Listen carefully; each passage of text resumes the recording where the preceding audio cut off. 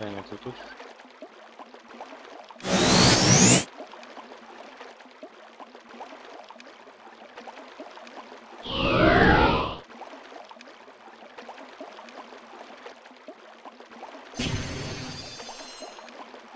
Понятно.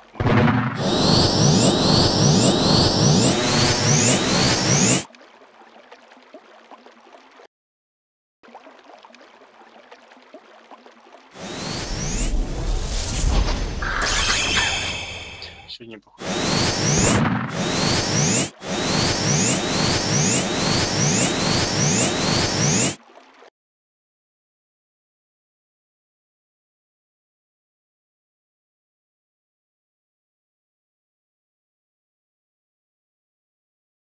Кстати, сколько там тебя накачали-то?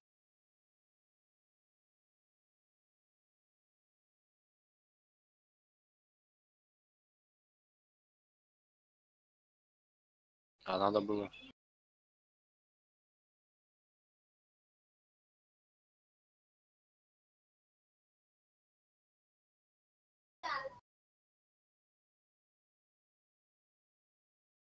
А, ну понял.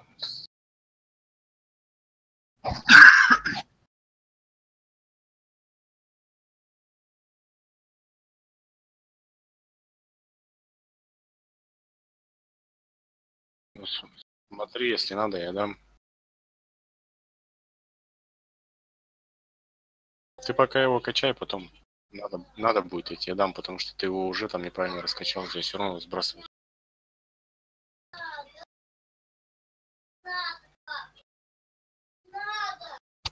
Так, Ярослав, хватит, давай спи.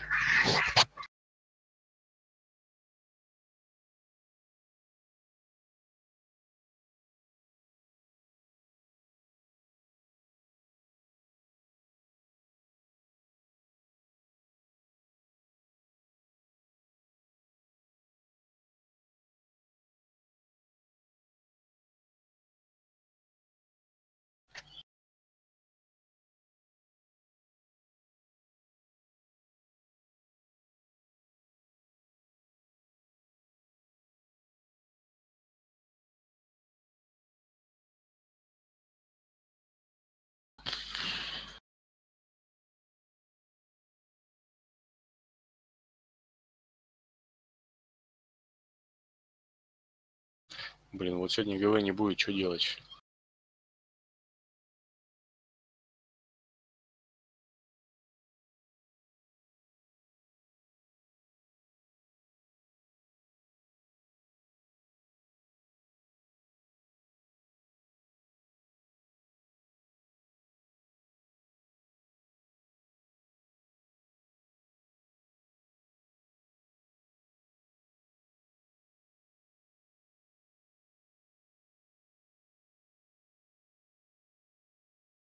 У тебя какой, кстати, там левел? Мы же в пати, по-моему, да?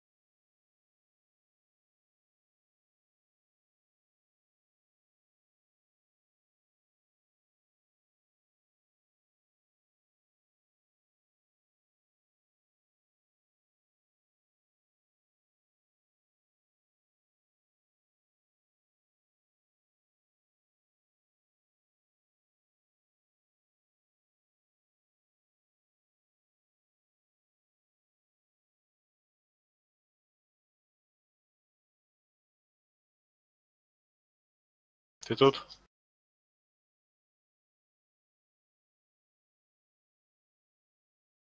Да.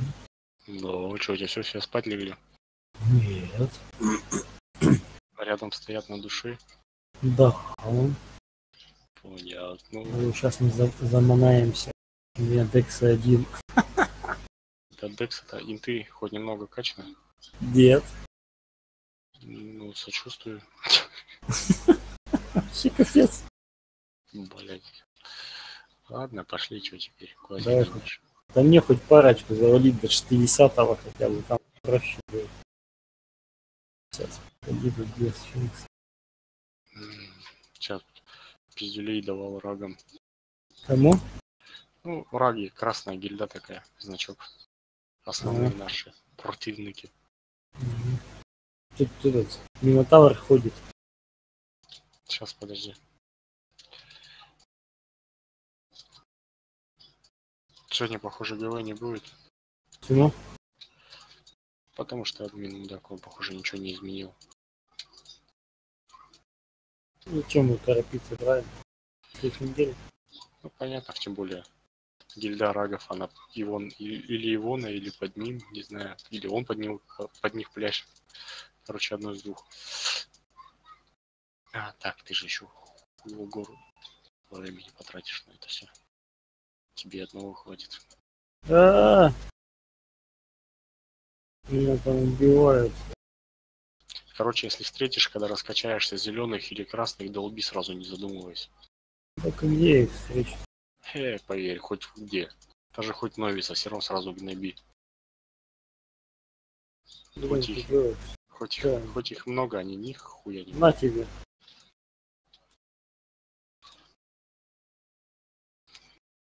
Я стою, жду. Убил Минотаврика. Да убил я. Нахрен мне. Ой. Что он тебе дал? Как неприятно. Подожди, не бей. Почему? Ну, сказано не бей, так не бей. Что такое? Че? Так круче? Так в разы круче. Да. На... О, как здорово. Че, убил? Нет. О, вообще прям. Да не Два. прорвемся. Мы уже с Давай. ребенком подраться успели.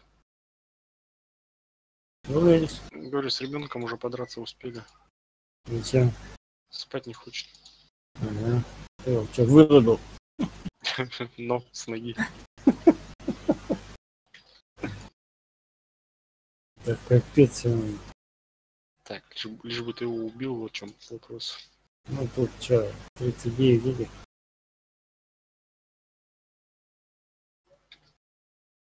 Подожди, бежи. Он все бей. Ну я пока там это, разродюсь. Короче, тут еще 3 рядом. Ух, нифига себе. Чего? Убил. Да. Нихуя, красавчик. Сейчас еще одного приведу, он тут рядом. Что значит? Аги до Талова, что ли, качать? Ну, не знаю. Здесь, в принципе, так-то скинуться 5 какая-то, вообще копейки. Как копейки. Ой, что он встал-то? Да вон дятел. Да ты это замотал. Ох, 10 уже. ты уже что-то вкачал, что ли, инт? Нет, ничего не хочу. Ух ты, нифига себе. 53 уже. А джоб? Сейчас, секундочку, дурочка. Что ты там ищешь? Искать пошел? Сейчас 5 сек, погоди, пока доведешь. Ну, так он здесь рядом стоит.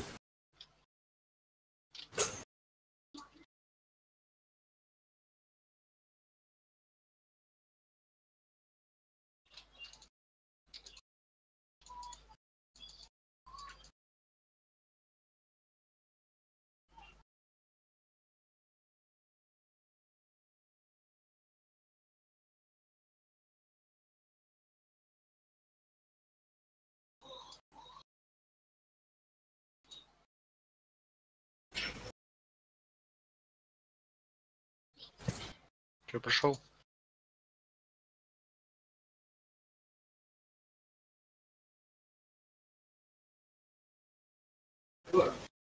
И тут, Взял, наорал на ребенка. что, можно бить? Че на ребенка ты наорал?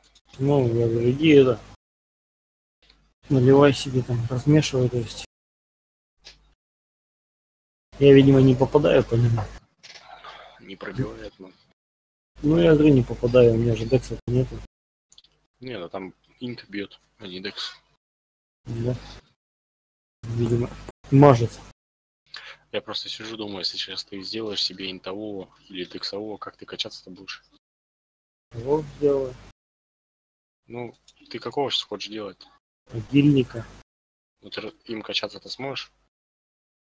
Ну, блин, если у меня будет бабло, то да. Ну, бабло в твоем понятии это что? Сколько листов осталось? 21. То есть мы еще живем. Да. Того. Ну, блин, банки нужны будут. Либо прист. Но выбирай, либо эти приста дам, либо банки дам. О, тут два. Как классно. Ну, посмотрим. Может, так, посмотрим, сколько бить будет. На, видишь, шмот. Шмота не будет, только тяжко. Надо Шмот, что-то. тебе что надо? Говори. Мне на Виту надо, получается. Так ты что, с сакрифайсом, в смысле, хочешь бить? Естественно. После Агивита, что ты будешь?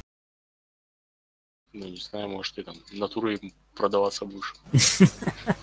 Пугать своим вином. Да. На пики-пики, блин. Типа я такой злой, возьми меня. Угу. Так, что у меня там есть-то? Сейчас в гильду напишу, может кто-то гидры даст. Касты спали, сейчас поведу вернусь. Подожди, стой. Да всё. Прист рядом стоит. Да ну нафиг, халява, я мне.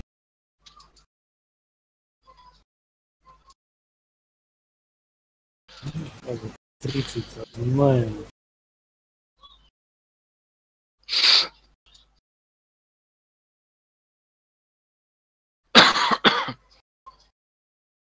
Блин, что-то 41 джоб только сегодня. Ну, там где-то по 0,5% будет давать ближе к 45-м. Сейчас все равно по джобу будет давать. Ну да. Пропиши шоу-экс. Блин.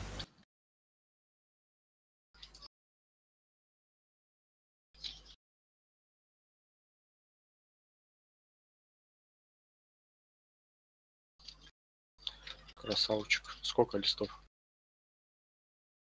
Так. 280, 228 дают листов, 9 всего. Фига себе, тебе дают 2 джоба, а ты ноешь. Кого? Тебе дают по 2 джоба, а ты ноешь. Не, я говорю, что долго что-то. 3 джоб. Ну так, блин, у тебя не буду ругаться матом, короче, ничего нету. В общем, галышмань. Че этих? Типа того. Тебе клипу надо? Чего? Клипу. Какой клип? Ну, блин, что? С мухи падает, и клипа. А, клипса? Ну, Да хрен его знает. то я сегодня его замотал. Попался он мне. Муку выбил, блин. Там что-то еще карты же можно менять, да? Нубиса. Чего можно менять? Ну, карты-то можно что-нибудь менять, их что-то. Ну, типа того. 10 карт на один карта-альбом. 10 карт. Ну, типа как и везде. А, что, демон Фунгуса выйдет, да? Но надо еще его. Ну, я потом пойду, наверное, погребать и чаюсь. Но единственное, Че ты как-то говоришь, пропадаешь? бывает, видимо. С гидрами-то только, блин, на демихюминах.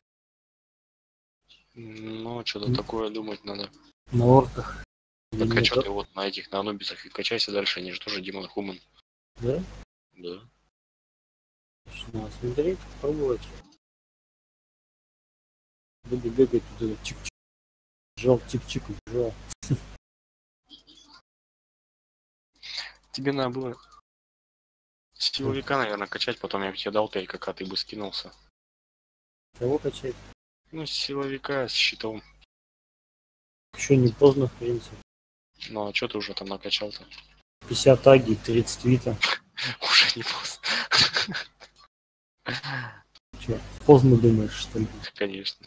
Да, ну брось. Аги все равно нужно. Короче, выбирай, я тебе могу купить либо 200 белых банок, либо 1000 красных.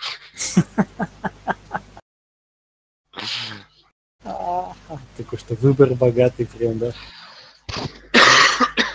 Да пока ничего не знаю, если Я белый не уже будет. купил.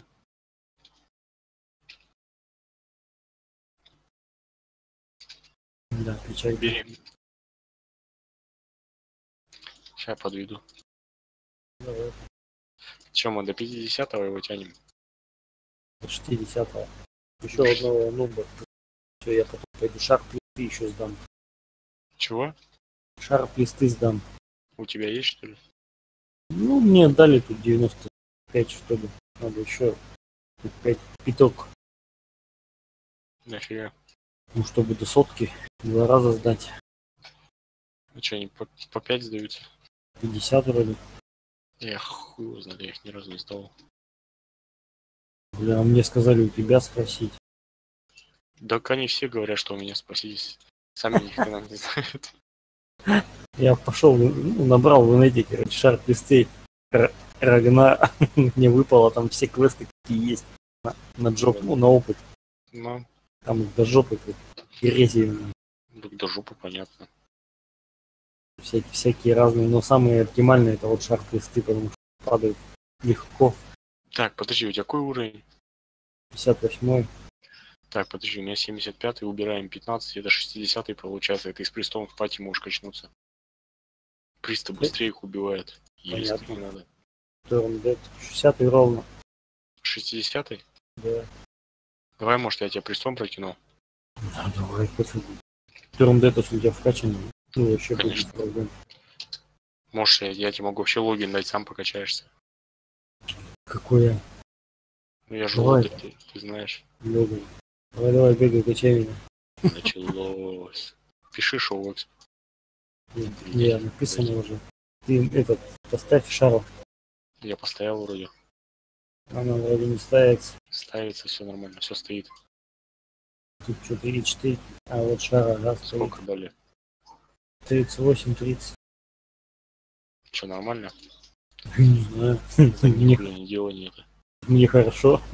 Ну я и говорю, за нихуя не делание. Так, ну, да ко мне сейчас на еще 5 джобов, все, и как бы это. И будешь сам бегать и долбить. Да, я думаю, что ну, там одного Одного. еще оно убьешь, грубо говоря, что так Вот какой противный, дохнуть не хочет. вообще не говори. Да. 70-й прист это не чам 9-9. Понятно, что это. Тем более без второй, без рейдрика, который у тебя. Да. Тара, кстати, у меня валяется. Я, наверное, смогу ее одеть уже. Надо, блин, щиты эти бить идти. Такую. Ну, которые 500 хп дают. Меня, блять, кросс Из кого, заебал. из кого, из кого? Ой, там, короче, мобы, они сильно злые. Да. Они там порядка 9 косарей бьют. Есть только так, чисто озорами. Либо Что-то должны были дать.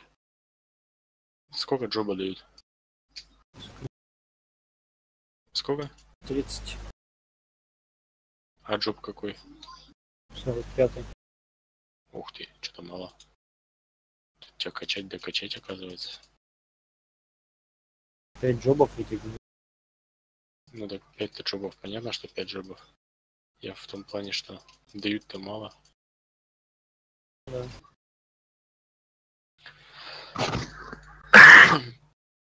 Кошмар, у меня пиво еще закончилось. Да ты что? Вообще Заканчивай. печаль. Печаль, беда. Че пьешь? Так хуйню какую-то купил, сегодня пью. Подожди, мне у жены осталось, она не допила. Ты что, жену объедаешь? Ты что? Не, так она все равно не хочет. Так как будто бы она не, Че, как будто она? как будто бы не хочет. Ну, я говорю, она не хочет, так надо допить, что пропадать. Я думаю, на коньяк смысла пока переходить нету. 22 дают. Это уже следующий пошел. Да, 46. Блин, долго.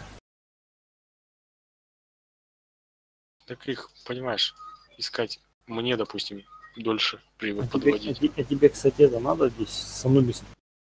Посохи. У меня один, по-моему, выбился.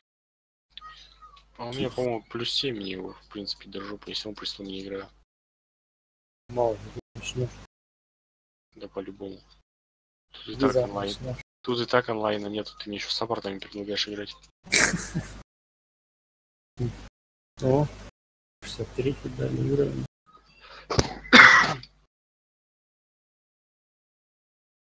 Вита качать, наверное, металлово. Ну, тебе в первую очередь вид надо качать. Так, а у тебя гидры-то есть? Нет, я так и не понял. Сейчас гильду напишу. У меня мумия есть. Мята. Тебе надо пику сейчас сделать 4 гидры. 3 слышку обычно. Блин, ты меня слушай. Вот. Ты бьешь мобов, а не людей. Тебе надо Да. сделать пику 4 гидры. Да. Да. Я уже не помню, какую пику-то я делал. Чего? Не помню. Какая-то, блин, я все пики-то продал еще. Сейчас посмотрим, может что-то осталось. Они там эти тоже. Атака вроде 8,7 всего. Да какая разница, сколько атака? Не, там есть одна, которая двуручная, а есть которая... Не, одноручная пика там. Не, а есть одноручные, две. У одной атака меньше, у другой больше. Ой, тебе какая разница? Ну нет, да, в принципе.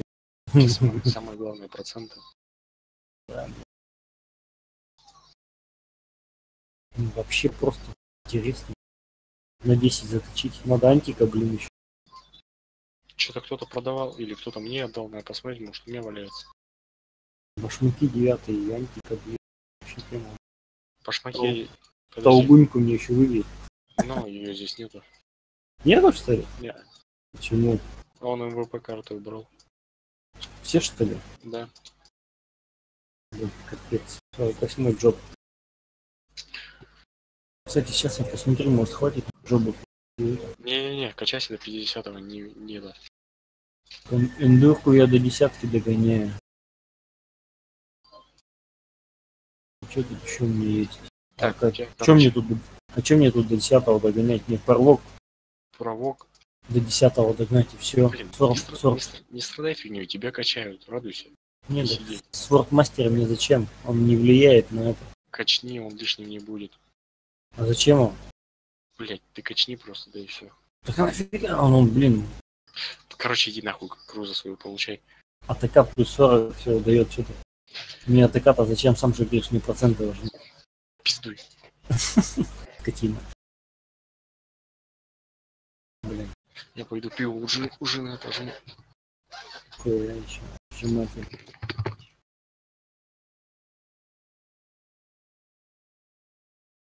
Так, вот.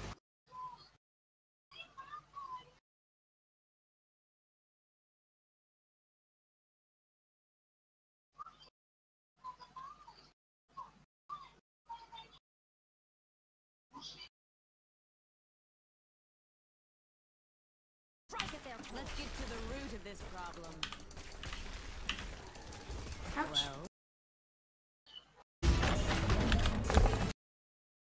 You have ways you can win the game. Yep.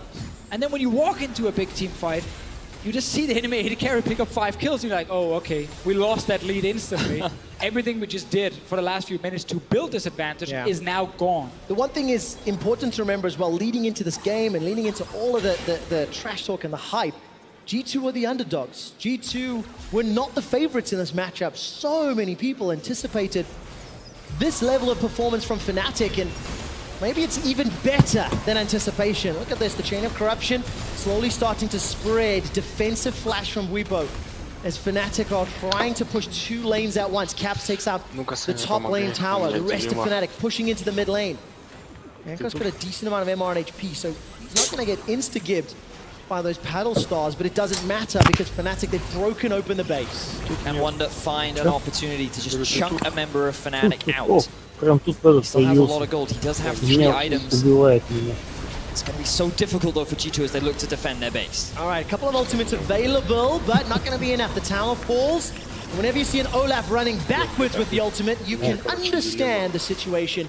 Fnatic very happy to take one inhibitor, very happy to take a second inhibitor on the precipice of going 2-0 in the Spring Split Finals. And they're doing this one by the numbers. Gonna push down to the bottom lane and take the inhibitor as well. Gotta break the spirits here, see if they can actually get a fight. G2 currently still trying to be very defensive. Fnatic looking for something. Man, it's about sending a message. Fnatic are saying, screw it, let's make 3 pentakills. See if they can find one for Caps. He's got a Paddle Star kill already. Manages to find himself a double. The rest of Fnatic playing defense. Hylissang catching every single shot with that Unbreakable. The Nexus is being knocked over, and Fnatic are deconstructing G2 Esports. The defending champions go down, and Fnatic are 1 win away from the title. And while we talk a lot about the AD carry damage coming in from Fnatic, the entire setup around the fights is actually the most important thing to look at.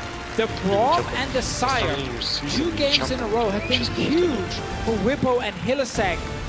The Braum is sitting there blocking all the damage from Yannen, and Whippo's landing good engages of big knockups that allows the Fnatic carries to deal all the damage. And you have to bring attention to Caps as well. Solo killing Perks, finding constant picks all across the map, giving the pentakill to Rekkles. This guy is performing out of his mind in front of his home crowd. He is indeed. Caps, he put his money where his mouth is, and it is looking like an international event for G2 Esports as Fnatic on 2-0 up. But it's time now for G2 to just bounce back, and they need Perks to do so well. They need Perks to outperform Caps in the next game so they can play around that mid lane, because Fnatic have clearly shown they're banning some of those champions that Wonder can carry on a little bit earlier, like the Camille. He doesn't even get to play a Swain, so now they need Perks to win the mid lane. Look at the gigantic smiles on the faces of the Fnatic members.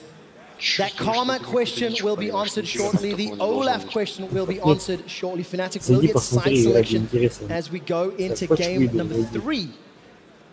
And it's going to be very interesting to see what G2's answer is, because they now need to survive 3 games in a row if they want a shot at winning. The important thing is we've seen good things from G2. Like game 1, they had a great early game, and it was just a couple bad fights that Fnatic really did outperform. And then going into game 2, G2 again found this comeback in, but they couldn't hold on to that. No, they absolutely could not. And to hear a little bit more on how G2 lost and Fnatic won, let's hear from our analysts. Thank you very much, Trevor. Game 2, and yes, G2 showed good things. Yes, they had an early game, and we will talk about that plenty. But what does it matter if you have Rekkles on a Sivir in this game? Let's take a look at his now official pentakill brought to you by Acer Predator. Who's gonna stop this man? Apparently no one, because they set up for another Nashor, put Rekkles in a prime position to just destroy the team fight. He's basically soloing everyone at this point. There's no interaction from Zoe anymore. He's just running him down, and that's just so impressive for Rekkles and Fnatic to see, because he's always in the right position at the right time. Oh, and when G2 funnels into that choke point and you have a Sivir, Boomerang, and Ricochet, you say, yes, this pentakill is freaking mine. And that is what we see there, and this I think is so lovely. Cap says, here you go, sir. You can have your moment in the spotlight. So what is the takeaway then over the 2 games if we see this? I mean, I do want to praise the whole Fnatic squad, because they really show up in the team fights. We see Hylissang playing very well on Braum. We see Bwipo forcing the fights with the Cyan and kind of setting up Rekkles for success in the fight. So a lot of praise to the whole team for playing well. Absolutely. Something that is so confusing to me about what G2 is doing is that they have a composition that wants to be the one splitting. Once again, they have the Gangplank. They're not the ones that want to force the Baron. They want the enemy team to force the Baron. They want to farm more effectively, put the GP ult on top of the enemies, and then put them in that choke point. But they are taking the bad fights, and on top, fighting against the team fight composition. They're just playing it wrong. Their mid-game and late-game decision-making leaves a lot to be desired. But as you said, when it comes to picks and bans, a lot of this is a dream composition for G2 Esports. You guys said after game 1, I don't want them to see change too much, right? But they changed a lot. Yes, I mean, we see Wonder on the GP has been very good on it throughout the split. We see Jankos on Olaf, he has been very good on this as well. The only question mark for me is the Karma. I think it doesn't really fit the way Perks wants to play the game, so I would have liked to see something else, but other than that, it was basically the dream come for G2. The dream composition, and Jankos on Olaf usually is very scary. Why didn't he get off to a great start? I mean, the whole early game was designed for him to actually invade the enemy red buff, and his lanes to actually react to his own red buff invade, and no one reacted. They just let Skarner even take the scribe, which means that he knew where he was, and then he takes red buff too, walks away, and Olaf is behind. And the important part was that Perkz was actually pushing the mid lane, walking towards it, but he didn't actually walk to the red buff to stop him, and he kind of just gave Broxah the ability to go even in the early game, which he shouldn't be allowed to. And it feels like team calls from both sides, and this is where I think the 20-minute Baron was still a very impressive call from the side of G2, because they had to make something happen. Although amazing, you think that G2's Baron calls sometimes are to their detriment. Why is that? So basically here, I think the Nash call in itself is perfectly fine. You basically, you know where the enemies are on the map, you know that you're going to burn it down and be able to run away afterwards. But the thing is, for G2, I think they almost have a reluctance to be patient. They almost feel pressure to make the play because they kind of feel like they cannot hang with Fnatic in the late game potentially, where Rekkles is obviously going to take over. And it just feels like you just have to chill a bit, actually just discuss it obviously with the team and just wait a bit more and understand your win conditions a lot better. I think in this case, like this Nashor worked out fine, but I think the mindset about how G2 is approaching the game is just wrong.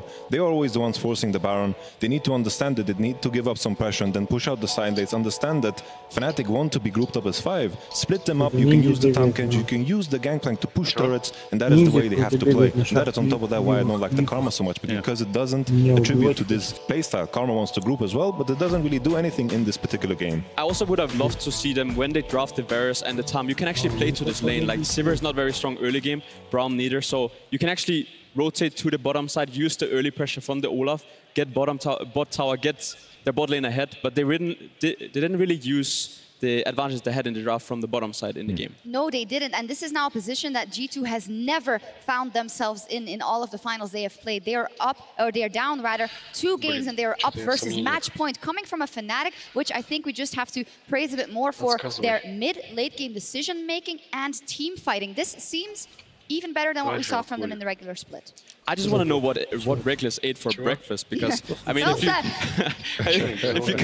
if you go into a series and in the first game you get a delayed pentakill, in the second game you get the real pentakill, like what more can you expect from the AD carry? So I gotta ask, is this time for the Vitality strat? They banned 13 AD carries in their 4 games versus Fnatic. Is it time? No, I don't think so at all. I think in itself, the amount, like obviously the amount of kills that Rekkles gets, like looks really good on paper and obviously looks good in the highlight reel. But I do think it comes down to G2's execution. It's more about that.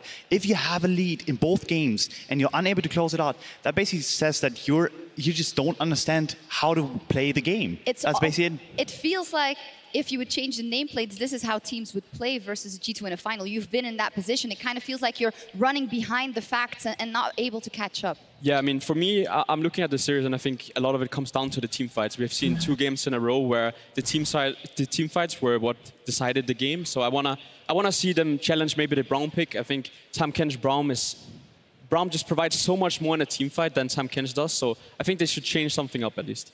I think there's 2 ways to approach it. Either your way, like basically match the team fight power, try to match them there, because they had done a good job of contesting Baron and being there first, but they have the wrong composition for it. If they want to play this composition with the GP, with the Tahm, they need to play the side game. They need to get the 1-3-1 going, make sure that the enemy team also is forced to split up, and then all of a sudden they have a win condition. But like this, playing into the 5v5 card, there's no chance against this team comp. Yeah, exactly. It's not like the games haven't been competitive. Like it's so back and forth, you know, fighting all the time. The crowd is hyped, you know. It's super cool to watch, you know. Yeah. So, but they just need to play it slightly better for them to get to a point where they can compete with Fnatic. Yeah, I agree, and I think your note about the crowd and feeling it, Fnatic is in the zone. That's how you describe it. They're in the zone. They are taking those engagements when they know they have a little bit of leeway and they're driving it home. And G2 has to do something to break that momentum. So we'll see what they come up with, because only 1 win is standing between Fnatic and a return to former glory as they look to take back the trophy from G2. Game 3 is coming up after the break. Don't go anywhere.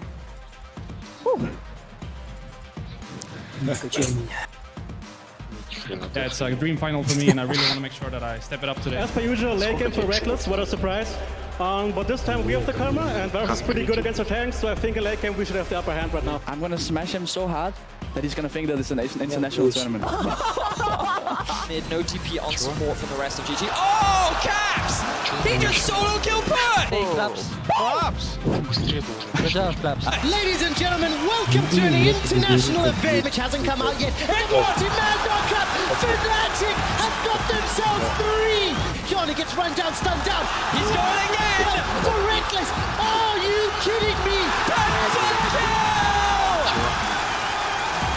And Fnatic are deconstructing G2 Esports. The defending champions go down, and Fnatic are 1 win away from the title. Еще близко включай. Чего? Достойно включай. Финал тебе достойно. Тебе не хватит. Хватит. Хватало, по крайней мере.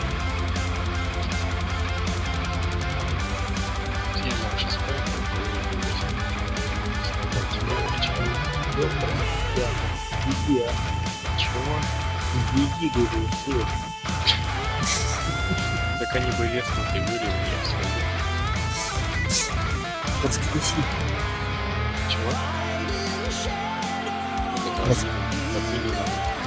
Ну так ты меня не пишешь, давай воскрешай, я буду делать. Я ему писал, он вообще не дал. Ничего, я всего могу пробежаться реально. Может, 2-3 загрузочных МВП осталось, я говорю. Видите, МВП перезагрузили и делать ничего нет. Я говорю, блин, у тебя на сервере 20 человек, надо перезагрузить МВП, никому кушать не стало. Нет. Вот типа, вылезся вперед. Куда вперед? Я уже во всех топах на первом месте. Еще дальше. Куда вперед? Тут никто не играет. Я говорю, МВП первое место, МВП первое место, по деньгам первое место. Все, что есть на сайте, все в первом месте. Надо, кстати, забрать у меня там порядка 40, там набралось.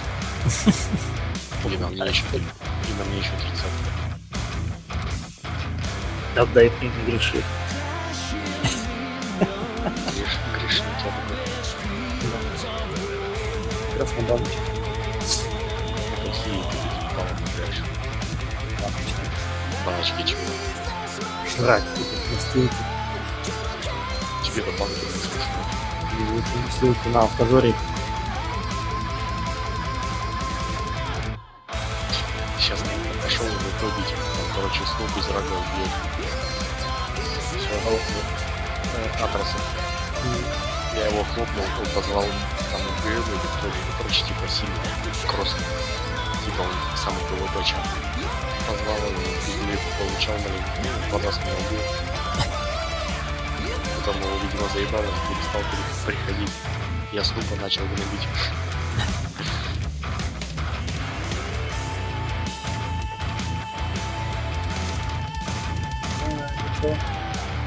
Так надо ж как-то развлекаться. Думаю, сейчас качаем Павла, не такой давно получится. Чего? Мы сейчас Павла качаем, не такой давно получится. Так, подожди, стой. Что с... Да-да-да, все, спидовый. Ребенок, блин, вообще я поражаюсь батарейкой на Джейзер. С утра уехали бабушки там у тещи своей. Они, блин, 2 часа там скакали, потом они поехали в торговый центр, они там скакали. После торгового центра они поехали в блинную талы, там в детской комнате скакали. Домой пришли, он все еще скачет, блин. Время уже он час как в кровати, я уже спать, он все еще скачет. Блин, ему бы лопату дал в огород его. Вообще бы, наверное, цены не было. So the last time my whole family watched a game together was when we were playing Origin in the summer finals of 2015 in Sweden. So pretty much every year when we have made semifinals, I've always talked to my parents about potentially making the finals. And most of the times they've said, sure, we will come down to see you play, but if you don't make the finals, then it's going to be tough, you know, because usually traveling for a Saturday is harder for people who work Monday to Friday than for a Sunday.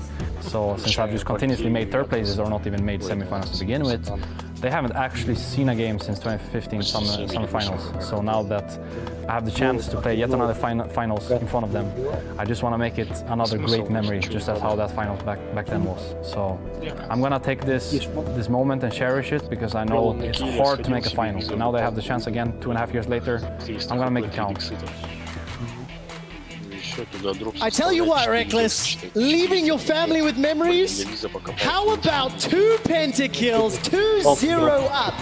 It's going to be pretty difficult to top that one, gentlemen. Just a little bit. I mean, what a great series it has been so far for Fnatic. The pressure now really falls onto G2. Yeah, I guess the keep up was for Fnatic. Yes, right there. If you are G2 Esports, you're looking for answers right now. You try to have great late game comp, you couldn't win the late game fight, then you try to have more focus on the mid game, and you got a great Baron call, but then you lost the following fight. So going into this last game here, I really want to see Perkz on something where he's the one who snowballs. I agree.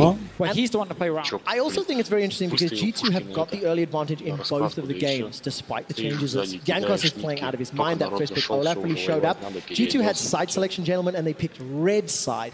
So what does this mean for picks and bans as we're about to jump into game number 3? Ooh, it means that, sorry, it is G2 that have chosen red side. Should be Fnatic. Fnatic, correction. Fnatic picked blue. My apologies, gentlemen. Fnatic picked blue. So Fnatic have the priority over the first pick. It will mean that G2 are forced into very similar bans to what they did in game 1. Likely to see the Xayah, the Swain, and perhaps the Skarner once again. But then you run the risk of leaving the Tristana open. Of course, Fnatic can ban the Olaf this time around. Ban Trundle as well in the first game.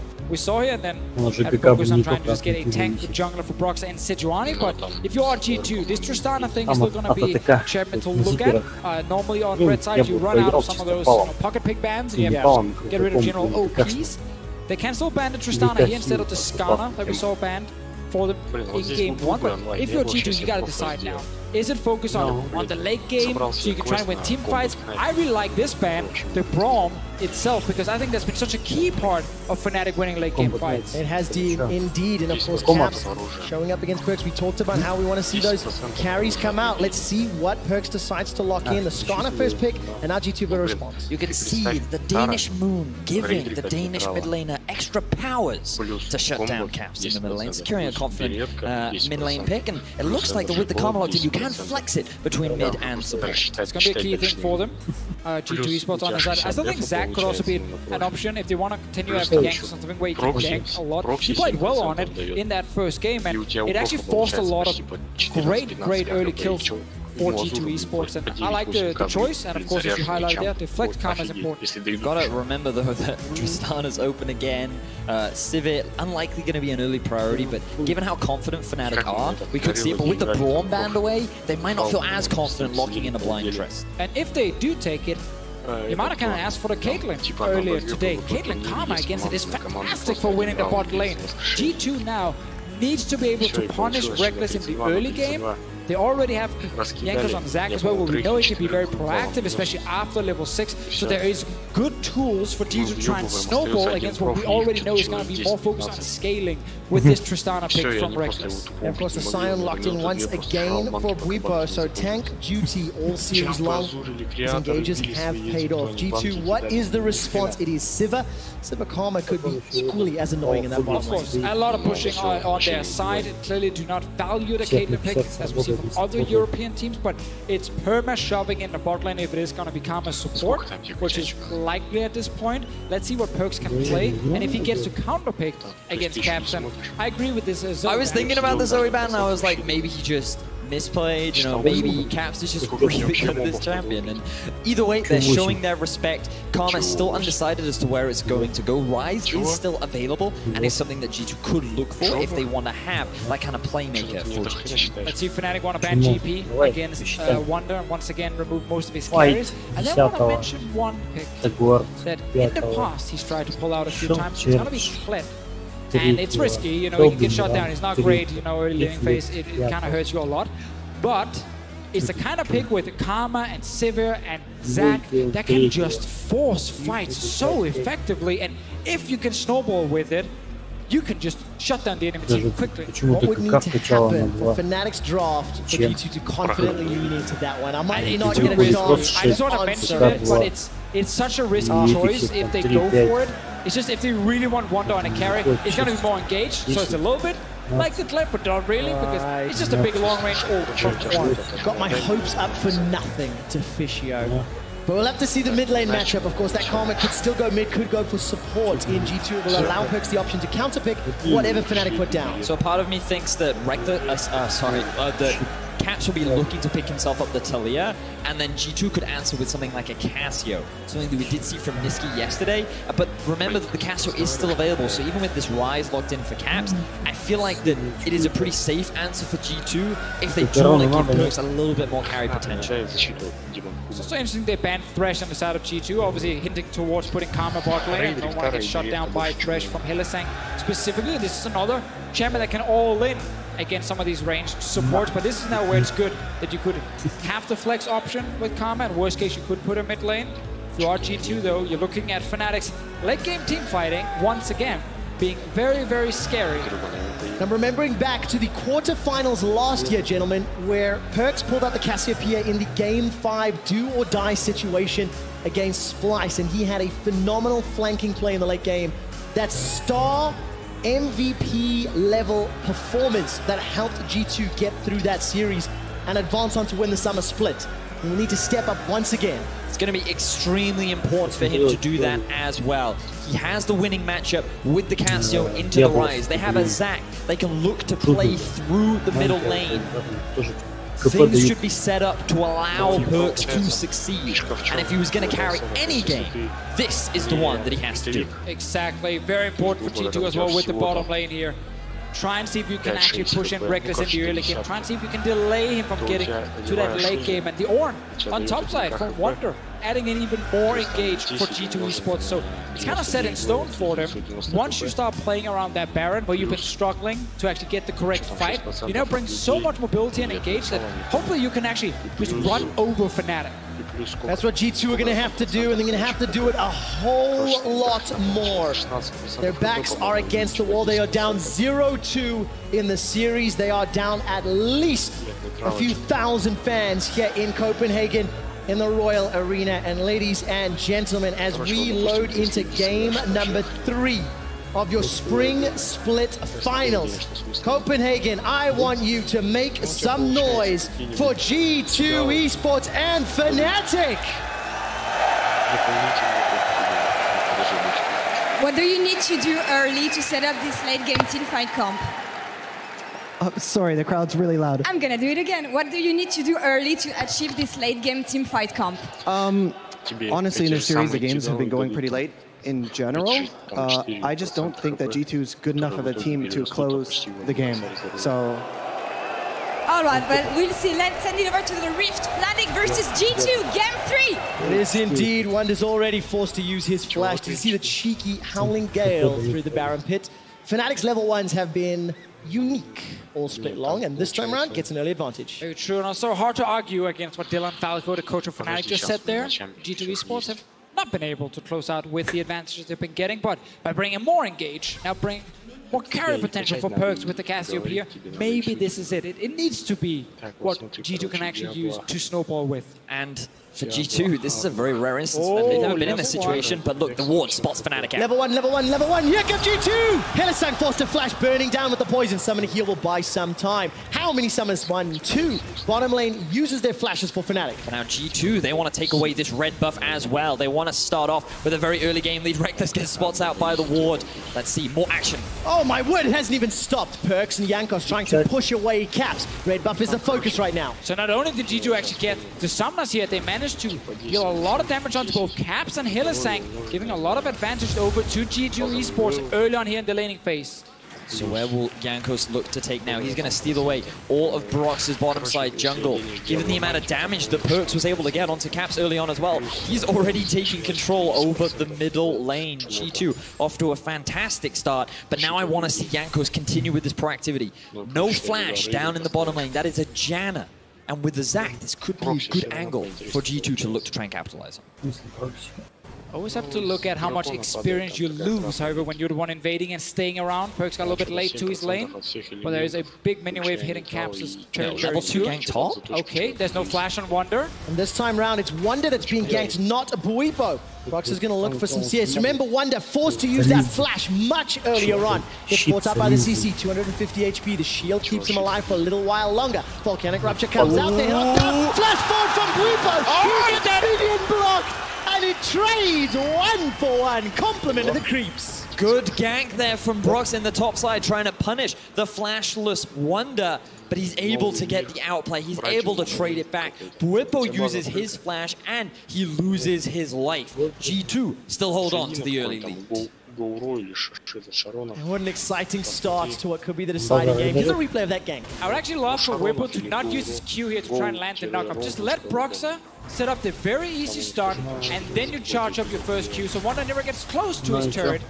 But now, because he actually missed the first one, this is the second time he's doing it, and now it's under the turret. And sadly for him, it is G2 minions. Oh, unfortunate for Bwipo. He does get the cannon, though. Bright side for that. Oh, yeah, but it's not the same patch on live. It's not worth quite as much, Phidias. Look at bot lane, though. This is exactly what G2 wants with this early Karma pick here, with the Sivir, and why they're giving Rekkles Tristana. They know it's going to suck late game, but it's going to suck no matter what they're playing against on Fnatic's side. So now they just want to try and win the bot lane as hard as possible. And G2, they have pressure bot, and look at where Zac is on the mini-map. Hanging around topside, clearing out his Krugs. They know where the ward is, but we know how so far this series, Jankos likes to gank top, and with a flashless Sion, this could be the next opportunity for G2. Yeah, of course it's so important for Wonder to step up as well.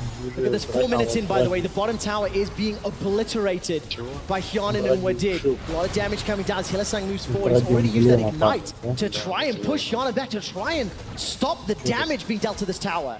Hylissang still sitting without flash. If he gets hit by some quick poke from G2's bottom lane, he might go down, but now it is Skarner moving down to the bottom lane. It was noticed by the ward, so they actually full information of where Broxah will be on the map, and you can see G2 instantly step away from the turret, move up mid to see if they can actually find Skarner. Blue buff still hasn't even been cleared out from Jankos yet. Broxah dropping a bit of deep vision to keep an eye on where Jankos is and what he's up to.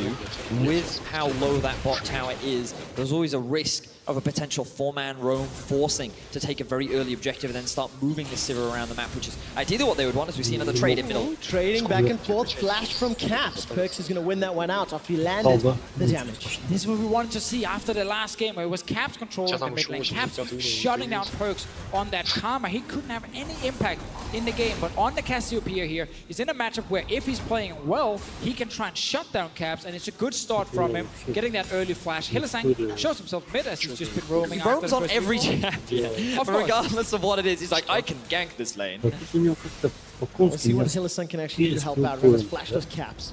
And I want to go back to what we were talking about a little bit earlier. Wonder being one of the main important players for G2, he's going to find himself the recipient of another gank. Level 1 invade into his Tribush, and now Brox has repeatedly shown top. And of course, this is a way for Fnatic to get further ahead. Meanwhile, around mid, Caps without that flash. Jankos hopes to catch him now. Let's find out. Jankos, stretching strike, finds one. Caps is able to break the range, and this time around, Jankos will not pull him closer. Broxah was on top side, but they will find each other again. A lot of early action happening here. Also, Wonder getting level 6 is huge, because it's a lot harder now to tower dive Ornn with that giant AoE ulti. You can also see that Wadid has moved up towards the middle lane. Ideally for Perkz, he wants to go back, pick up that tier so we can start stacking up and then reach that point where the Cassio can have so much damage when she's got around 2 to 3 items fully complete. Now, of course, still the goal for G2 is get down this bot lane turret here. It's so low already. We're 6 minutes into the game and it's under 50%. Look at the CS differential already being built up for G2. In the bottom lane specifically, it all started with that level 1 invade, getting those summoner spells out from Rekkles and Hylissang. You also give them the pushing, winning 2 versus 2. Ban away the Braum, give Wadid the Karma, and just allow Hjarnan and Wadid to have constant pressure. Rekkles is now suffering in this early game. This is exactly what we wanted to see in the Dragon. Yeah, and I'm honestly really surprised about the Janna pick as well from Hylissang.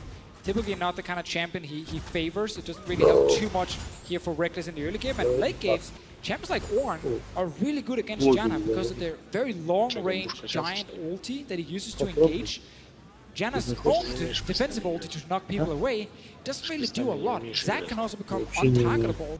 So it's actually really difficult for Hylissang to execute this champion, and it's not providing enough for them in the early game. As we can see, they're currently losing this bot lane turret very early on. Now, Control has just been placed in the rear brush from Wadid. They know that they want to set up a potential gank or counter gank towards this bottom side of the map. So Wadid preemptively making sure that they have control over the bottom side, and you can see both junglers posturing around.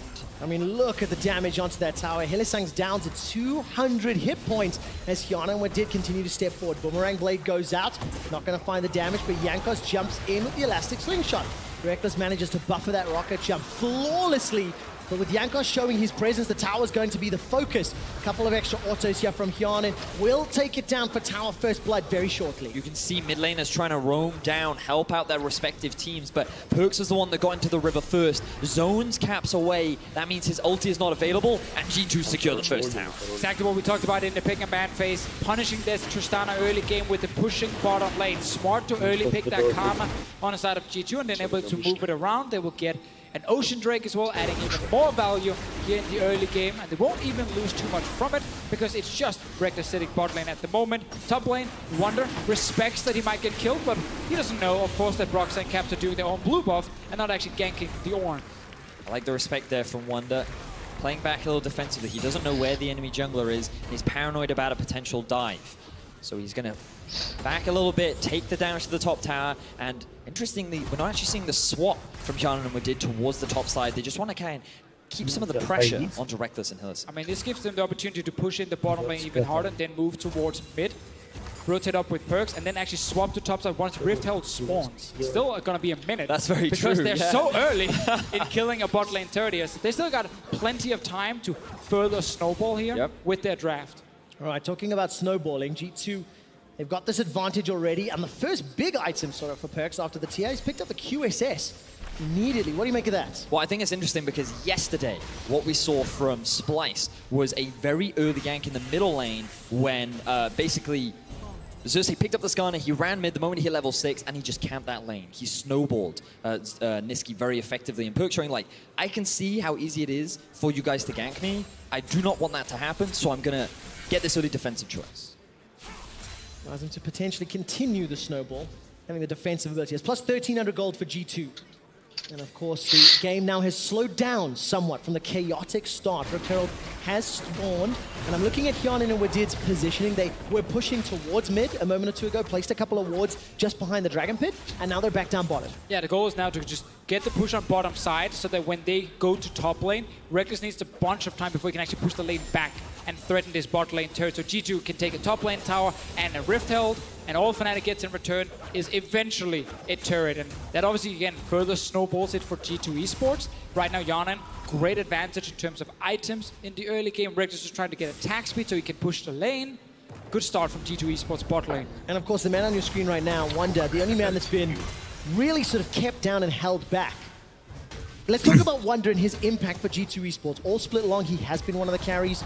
We've looked at the focus that the team has placed around him. His gangplank in the previous game, while it was good, it wasn't enough to carry because the team didn't facilitate it enough. What does he have to do on this Ornn over these next 10 or so minutes, Vinny? Well, I mean, over the in the early game, his responsibilities aren't going to be that big, but he will be one of the primary engage tools as we're seeing an engage in the river. I never get to go story time as all of a sudden Broxah is going to be the focus. He's going to get burst down, a lot of damage. Flash over the wall from Jankos. He's going to get caught out by the Impale. Now Perkz is looking to shut down Hylissang. Throwing out Twin Fang after Twin Fang, but G2 unable to find the kills. Fnatic escape with their lives. Yeah, 2 flashes used right there from G2, both Wadid, and then Jankos tried to follow over. A little bit of an awkward moment when he tried to ult onto Broxah, but actually completely missed it. Meanwhile, top lane Caps is roaming. All right, Caps, Realm Warp's going to come out. The threat alone will mean Wunder instantly flashes away, but it's a trade again where G2 are winning the bottom half of the map and Fnatic continue to win the top half. Exactly that, Quick Shot. They had so much control over the top side river. This gave Caps a very easy avenue to just walk up towards where Wunder was and see if he can set up a gank. While he doesn't get the kill, he will force the flash, enabling Fnatic to play towards that top tower as the game progresses. 2 games ago, we talked about how the strengths of the teams could be leaned into, and let's look at this. Rift Herald has been started by Fnatic. Yeah, that should not be allowed. G2 Esports should control the top side at this point here with how far ahead their AD carry is. And of course, G2 are on the way to stop Broxah from doing this after pushing into the spot lane. As we mentioned much earlier, push in the bot, then make your move on the map so you are far ahead of Fnatic in terms of when you can actually get to an objective. And that's exactly what they're doing. Now Rift Herald will go down eventually. Let's see if Fnatic actually wants to fight for it, because it's currently 5 members of G2 topside. Caps is sitting bot lane. I feel like it would be very risky given the item differential between the 2 AD carries right now.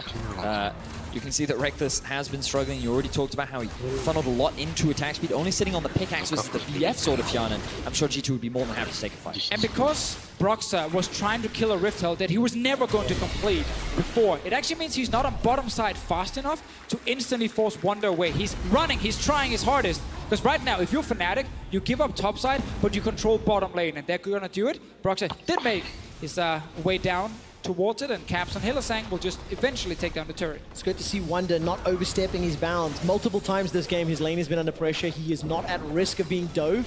Broxah moved into the pit. We've already seen the Rift Herald being popped in the middle lane. Broxah and Rekkles now going to try to clear out this wave as quickly as they can, and a potential fight will ensue. The boot onto the tower goes down as the Impale will pull Wadid backwards. The Orn engage comes up from the mid lane, and Wunder has already picked himself up a kill. The tower falls as well. The Karma falls in the background of the fight, and things are getting a little messy. Fnatic pushing into the red side of the map. G2 are now on the retreat. The Petrifying Gaze will stun down Hjarnan, but not enough to continue. Now Perkz forced to use the cleanse and the flash. Jankos charges the slingshot but does not pull the trigger, and G2 are running, chasing for their lives. Perkz now continues to get choked and pulled down by Caps. Rune Prison waiting for the proc, looking for Caps. Can he get in range?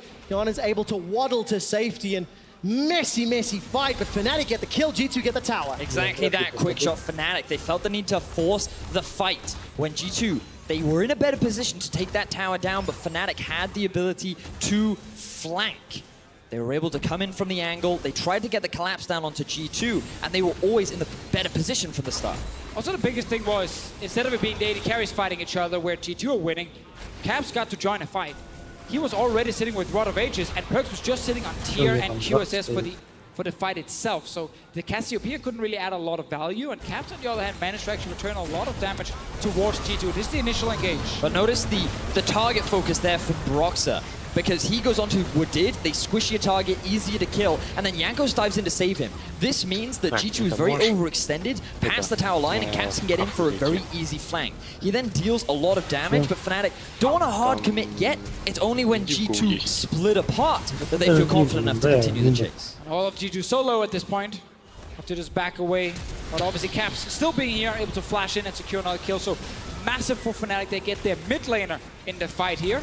I see bot lane, the turret actually did go down from before. And Fnatic trying to even out the goal. Dead even once again between Fnatic and G2. Considering how strong of a start G2 did have, you would expect them to have a lot more control over the map, but it is Fnatic that are answering back, and a lot of it is coming off the back of Caps and Bwipo. I mean, G2 wanted to continue playing on the bottom side a few minutes ago and didn't want to completely snowball towards the top lane. Took some time before they got there. Once eventually moved over, they got the mid lane with the Rift Herald, but then you lose this fight. And that suddenly slows down your entire game. Perkz now, no flash. Oh, he gets caught up by Bwipo. There's the engage coming down, and Perkz will get taken out.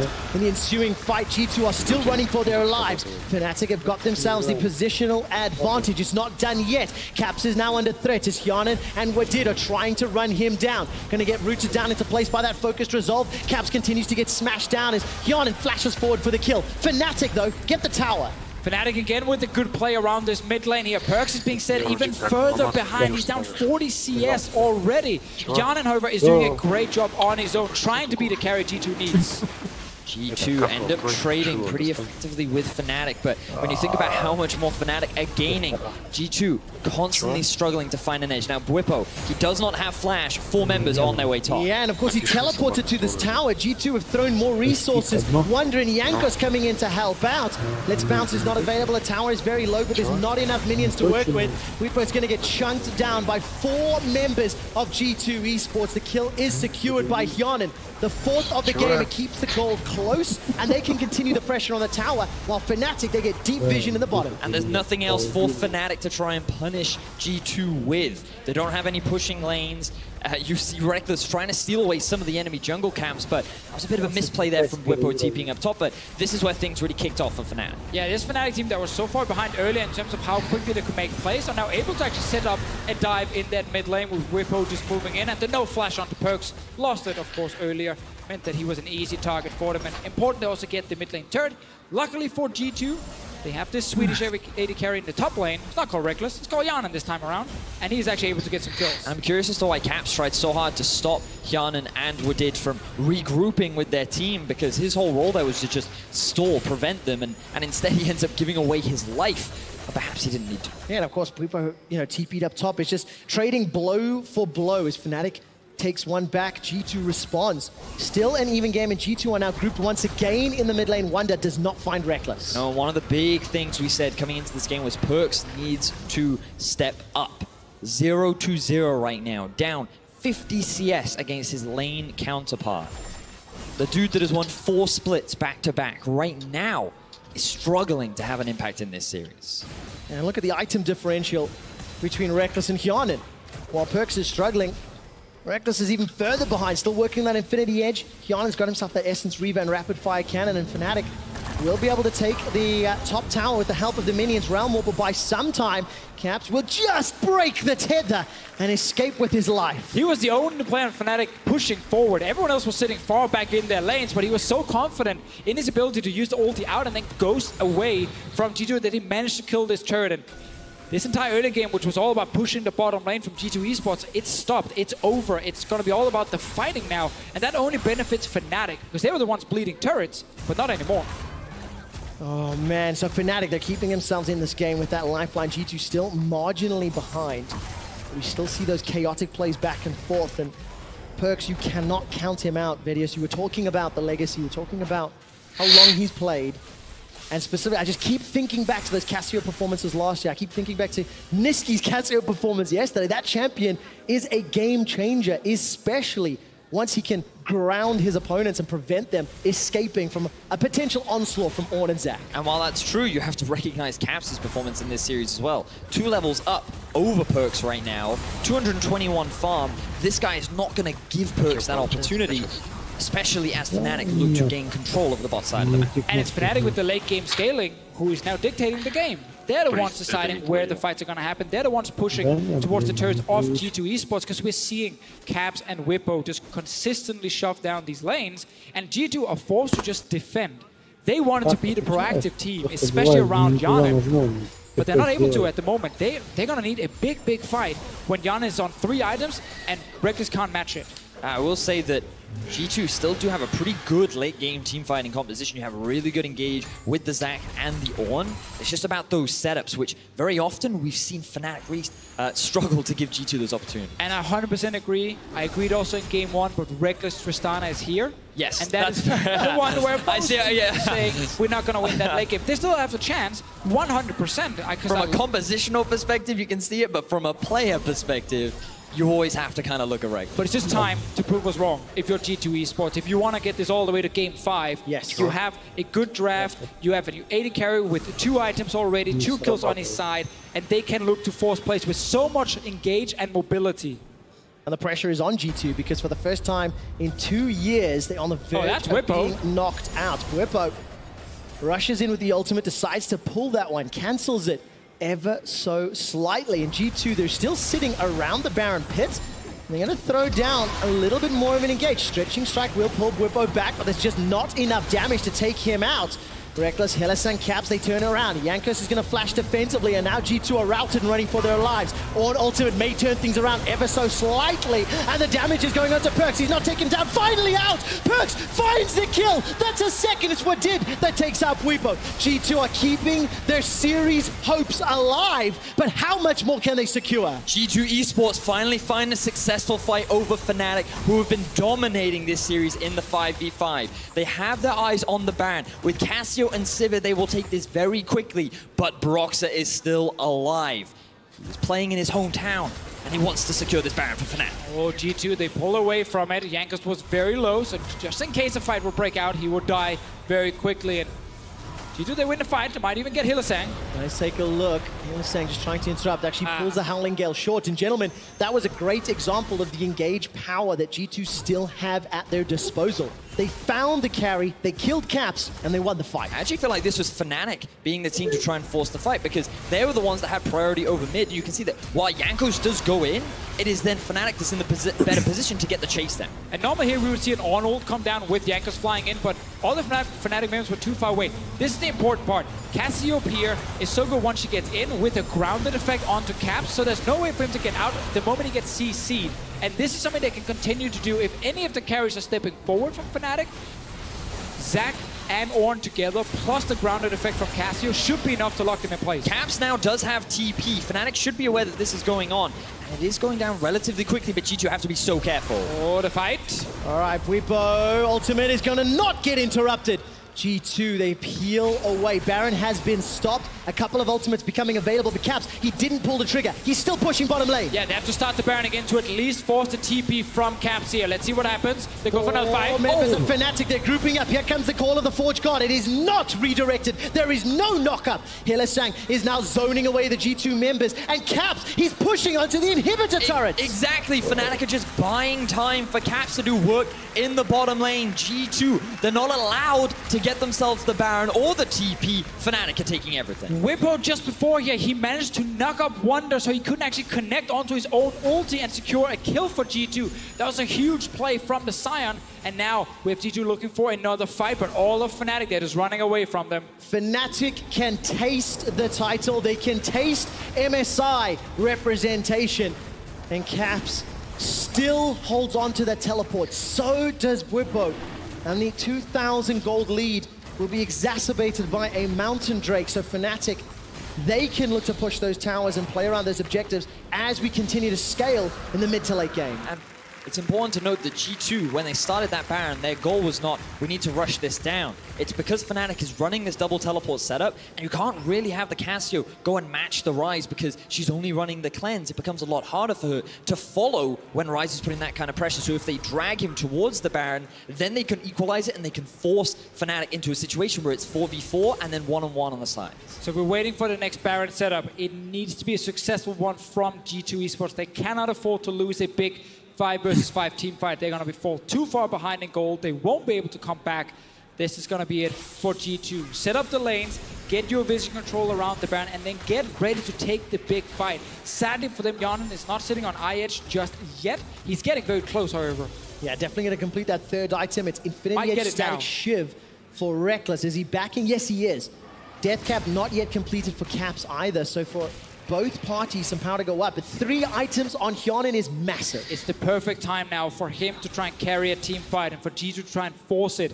Jankos has been looking for some engages, but every time he jumps in, it's Fnatic returning so much damage onto him that he has to escape instantly. We need to see that Ornn ulti from Wunder come in with the engagement from Jankos.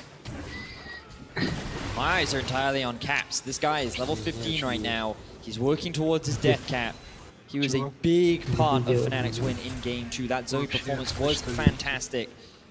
And now on the rise, he is once again outpacing Perkz. His impact in these fights is going to be crucial, especially if he makes the same kind of mistake of overstepping and allowing G2 to get the quick shot there. Talking about overstepping, Hylissang and Bwipo, they've got about 20 seconds left before those flashes are available. You have to wonder to yourself, is that when Fnatic will feel a little more comfortable maybe setting something up? Roxa dances with death as he looks Hyonin down the barrel and then backs away, but G2 are so committed to the vision and trying to control this barrel bit. And they're not able to get enough control. Like, Fnatic still have plenty of wards around it, and Caps still sitting bot lane. Instead of going 5-man to Baron and forcing a TP, they send Wunder back to defend. And Fnatic maintain control around the river. Rekkles insta-buys himself a rapid-fire cannon, so now both AD carries are at 3 items. The big differential between the two AD carries is the range advantage that Tristana will have over Sivir. And while she can do a lot more AoE teamfight damage, the single target range advantage that Rekkles will have could be a big determinant in these later fights. And of course, the third item for Caps, being the Death Cap, has just been completed. So significant advantage over Perkz right now. Flashes are all available, and you can see Fnatic very bullish. They just push into G2's territory. They're playing this 1-3-1 relatively well. Bwipo's been sitting top lane for what feels like a very long time. And of course, Caps with teleport, he's been pushing down in the bottom lane for at least 6 or 7 minutes. And if G2 start the Baron, we have to remember the TP takes 4.5 seconds to channel. That's a lot of time for G2 to pop Sivir ulti, Ornn ulti, Zac engages, and try and kill a target before Caps shows up. They have the engage to do it. They just need to start the Baron to force Fnatic to actually come and fight them. And it's happening now. Let's see when the TP arrives, or if it will even channel at all. All right, Bwipo is taking some damage from Hyonin. The Baron continues to get chunked down on the back end. It's down to 50%. Caps has not yet pulled the trigger. He's shoving. Keep your eyes on that bottom left. Here's the Call of the Forge God. That's going to knock up Hylissang. He's running for his life as the Stretching Strike pulls him backwards. Defensive flashes. Caps has not teleported yet. Hylissang is now down. Fnatic committed for the inhibitor. While G2, they only get a support kill. Fnatic accept the fact that they're not going to win the fight, so they will just trade it for an inhib instead. Caps is still pushing as 5 members of G2 are hanging around the Baron. If G2 mess this up, it could be the game, it could be the series, it could be the split. Caps continues to hammer away on the Nexus turret. The Baron is not yet started. Interrupt. Yeah, go flash, it's go flash. PvE. Hjarnan is stuck inside the pit, but Fnatic have not committed. Baron's gonna kill him. Continues to push on the Nexus. Baron is going to take down Hjarnan, but Rekkles gets the last hit. Fnatic are winning everything. They got the Baron now. Caps is still pushing here. It's only Wunder who recalled. He's going to force Caps away, but now Fnatic gets everything. Jankos, is he going back to base? He's not even going to try and steal, giving this away. Oh, okay, he's still hanging around. Watch the HP, watch the HP. 2,400. Not being burst down yet. Stretching Strike inside the pit. Jankos, no flash available. Caps is still in the base. He's still trying to do it. This is insane. Jankos goes inside the pit. The Baron goes down to 1,200. The Smite fight is won. Fnatic gets the last hit. They take out the base. Jankos, and they're pushing it for the win. Fnatic are about to do it. They've got minions pushing down as Wunder is trying to stall, trying to use the Call of the Forge God. And Perkz, the last remaining member of G2, will hold firm for now. Trying to defend, but 5 members of Fnatic already pushing for that mid inhib. Gonna take that one down with Baron empowered minions. Super's in the bottom lane. Fnatic will not make a mistake at the Nexus again, like game 1. Like many years past, and they back away to close this out safely. Fnatic could not have played that any better. So much patience, so much good decision-making in what was a high-pressure scenario. G2 were around the Baron. They were saying, come, teleport to us, come fight us. And Caps was like, no, I know what the better decision is. I know how I can turn this in our favor, and Fnatic pull it off. Problem also for G2 is they're too eager there to just pull the trigger.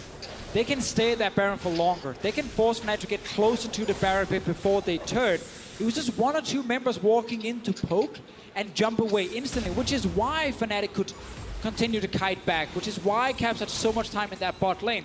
G2 did not feel like they could stay in the pit, even though they had the chance with 5 members saying, look, if they stay longer at the Baron, more members will come close, but they try and engage when 3 members of Fnatic are already far away from them, and Whippo is ulting away at the same time. That's why they can only get 1 kill, and why Fnatic actually winning out on this trade. Now Fnatic grouping up towards the top side. Both bot and mid have been taken down. Super minions are knocking on the doors of G2's base. Hjarnan left to wave clear. There's always the potential for the Sivir stall, but with the amount of pressure that Fnatic have been putting down, it's a bit of a stretch. Oh, that's the case. 10,000 gold, Vidius. The Cassiopeia Sivir is definitely a threat, but it just doesn't feel like it's going to happen. It feels like Fnatic are going to do it. They are going to take down G2, the first team to defeat G2 Esports in 2.5 years. Fnatic with Baron and 1 minute left. Pushing into the top inhibitor. Here comes Call of the Forge God, but it is not synchronized. It's not partnered with Jankos, and Caps once again is pushing in the middle lane. He's not with the team because he doesn't need to be. The inhibitor falls in the top lane, and Fnatic are on the precipice of making history. 3 inhibitors down. The last Nexus turret falls, and the final fight. Jankos is impaled, pulled backwards. He's killed, taken down by Rekkles. A rocket jump forward as Caps takes down Perkz. Wunder follows broadly thereafter, and Fnatic will turn their attention to the Nexus. Fnatic topple G2 and are your spring split champions. Are you kidding me? They are diving for the triple kill. Fnatic rule Europe.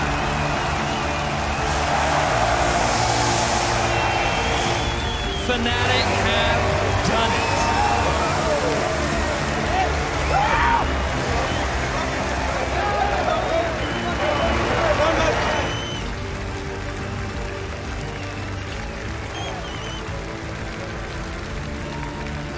A final years in the making. The 3-0 does not represent the quality of the games. And Fnatic are your champions. Took them 2 years to rebuild, figure out what kind of lineup do they need, what kind of coaching staff do they need. Hylissang joins this split and Youngbuck joins the team as well. So much credit towards him from all the Fnatic members. And now they're sitting here 3-0, dominating G2 in the final.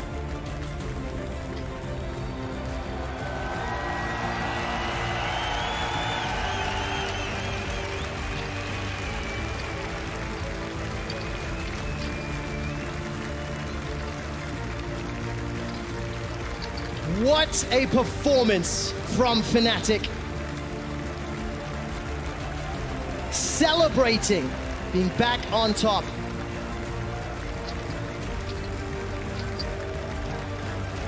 Fnatic last year, they made it to the semi-finals. They struggled. They were concerned once again. Would they falter? This time round, they did not. They came here to Denmark and they performed. And they came here for one thing. Copenhagen and the Royal Arena. Fnatic have come to claim the trophy and declare themselves champions of Europe. Put your hands together for your 2018 Spring Split champions!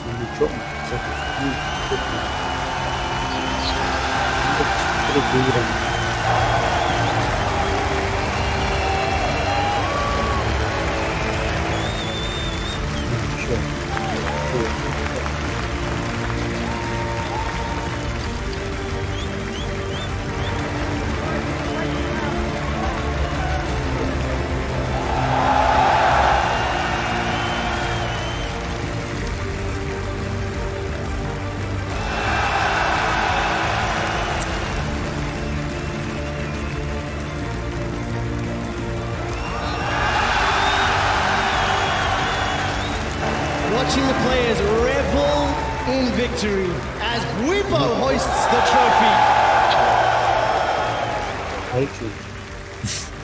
You see Youngbuck in the background as Hylissang hoists it. 5 consecutive titles for Youngbuck. While he was not a coach on stage, along with Dylan Falco. As you mentioned, gentlemen, it was the entire organization. And they deserve it. They were the best team during the regular season. They were the best teams in playoffs. And this performance, 3-0 win over G2 Esports. Exactly what all the Fnatic fans were hoping for. Many fans were not expecting the 3-0 in the final. Was expecting a long back and forth, and while many of the games were very close, Fnatic were the ones, the superior team fighters, the individual carries stepping up. Bwipo subbing in for Soaz. So many fans were afraid. Would he be able to deal with the pressure? Could he handle it? He certainly did. Especially when you consider the ganks and the pressure. 2 pentakills in a championship series. 2 games in a row. It was an MVP performance from the Spring Split MVP. And there can be nothing but praise for Fnatic this year. They will represent Europe at the Mid-Season Invitational in Berlin. Which, by the way, tickets are available for sale. Go check out lollysports.com. Let's see how well they're going to show. Let's see what they're going to do on the international stage once more.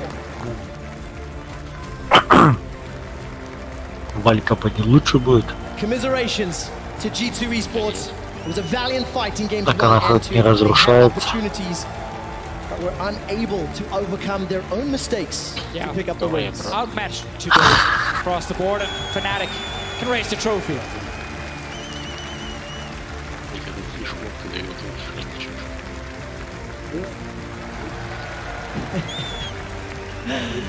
I have never seen Broxah smile quite that much, and justifiably so, winning on home soil in such a spectacular manner. We'll be hearing from several of the Fnatic members a little bit later. And Sharks will be setting up for our traditional winners interview. I believe Lore will be chatting to a few of the players as well. For now, it's just for Fnatic to celebrate.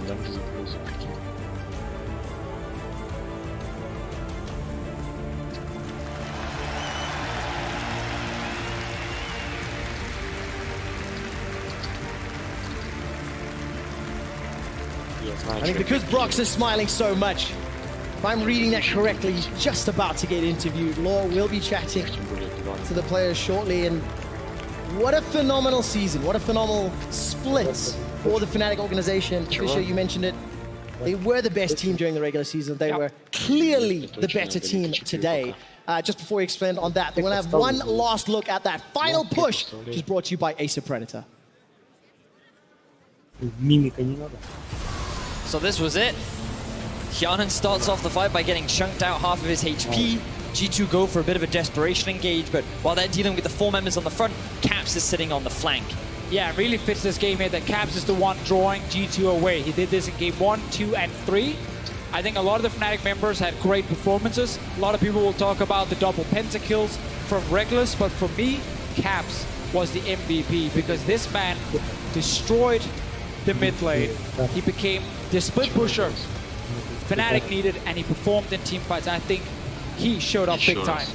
He's going to have another opportunity internationally at MSI. Going to be exciting to see what he's learned from Worlds last year, this spring split, the growth that this young rookie player has made compared to last year when he first graced the EULCS stage, gets that solo kill down onto Perkz, and now doing it again here in the final and winning his first title. So Fisher, you mentioned MVP. We have a couple of other names to add to the list. Caps, Broxah, Reckless. Who is your MVP? You know his vote. Head over to at LOL Esports, vote, and we will announce that just a little bit later. Who's your MVP, Vedius? Caps, I agree with everything that he said. I think he played phenomenally. Fantastic. Well, listen, Fnatic are our spring champions, and for more, let's send it on to Law, who is with Caps and Broxah. Thank you very much, Quickshot. You can give them another round, they deserved it.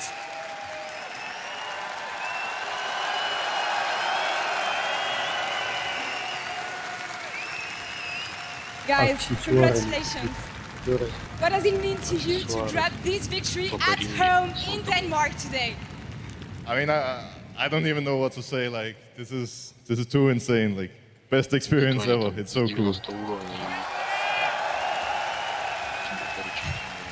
Caps, how do you feel right now?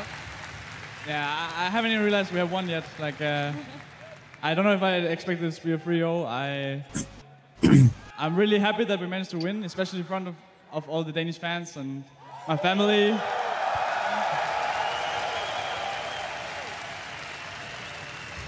Well, it was such a fast series from you guys. What makes you look stronger today? I think, I actually don't think we were that much stronger individually, but all the games were really slow, and later on we just played really well as a team, and yeah, somehow we just managed to close it out every time. So I think we were just a better team today. And then obviously, another small fact is that we have 2 Danes and they have 1, so what can they do, you know?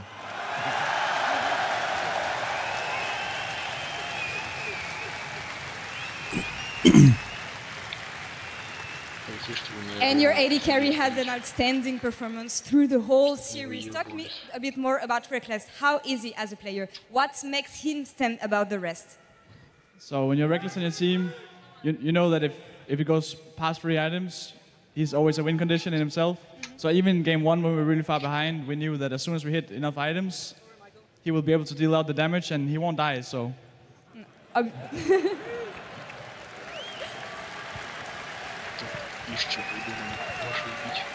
Obviously, you guys all played well, but in my opinion, another player deserves a bit more credit, and it's Bwipo on the top lane, because he had to fill Soaz's shoes at the last minute.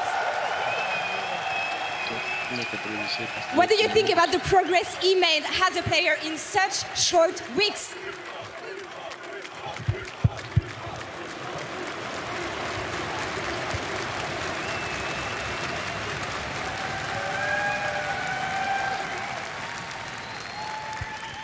You know, I think this reaction from the crowd pretty much sums it all up. Like, Bwipo has been amazing. He came in pretty much out of nowhere, and suddenly he plays really solid in semi-final, in the final, and yeah, he has just been really amazing. And also, he was obviously playing against the Dane on that team, so he had the hard matchup, but even then he managed to do huge Qs on Sion every game. I think he caught Hjarnan multiple times, so definitely shout out to him. Awesome. Last question for you guys. You're gonna go to MSI, obviously. It's gonna be your second international experience. How do you feel about it? What are you looking forward to the most? Maybe you can translate that. Like, to be honest, I still haven't realized that we even won, so I'm not even sure what I look forward to the most about MSI. I think just in general, playing all the international teams is really amazing. Going up against the Chinese teams and Koreans, who we had a tough time against at Worlds. And yeah, like just the overall experience of playing in an international tournament is going to be really cool. And Caps, one last question actually. How do you recall on the performance you had through the whole split? What progress did you make as a player and as a team? So I think we have said a few times that Joey came in and obviously helped us a lot with like a lot of plays we can make as a team. And I think it also showed today that we were just better as a team. And even if they had the stronger early game, a lot of the games, we managed to come back. And as soon as we got a lead, the game was just over. Is there anything you would like to say to the Danish fan watching you in Danish, obviously?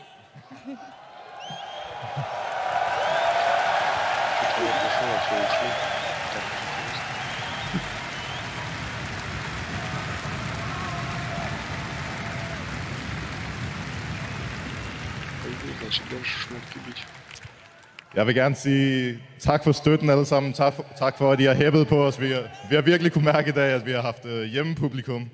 Og ja, så var tusind tak. Jeg tvivler på, at jeg nogensinde kommer til at opleve noget på e-sport, der slår det her. Så tusind tak. Caps, you want to bounce back on that? They have too much energy. Is there anything you would like to add? Og jeg vil også gerne sige tak fordi I alle sammen er her i dag. Jeg siger, at det er det starten. MSI, det er det, hvor vi viser, hvor gode vi er. Og så næste split, der viser vi, hvad vi vil. Демон Тунгус 1900. Ты мне карту бьешь? Вот так, где я его качал, шмотки дал. Он мне еще гребит. Well, guys, thank you very much for joining me, and obviously congratulations on grabbing this spring split. Now, for more on this game, let's send it to our casters.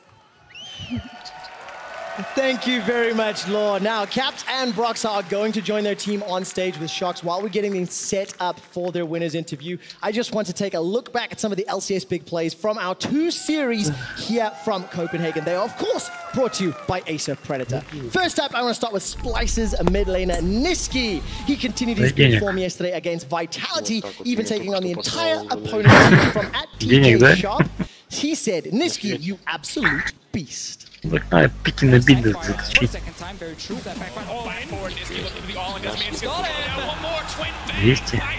We murdered them. Just guys, we just wait for me. I do red buff, then I come.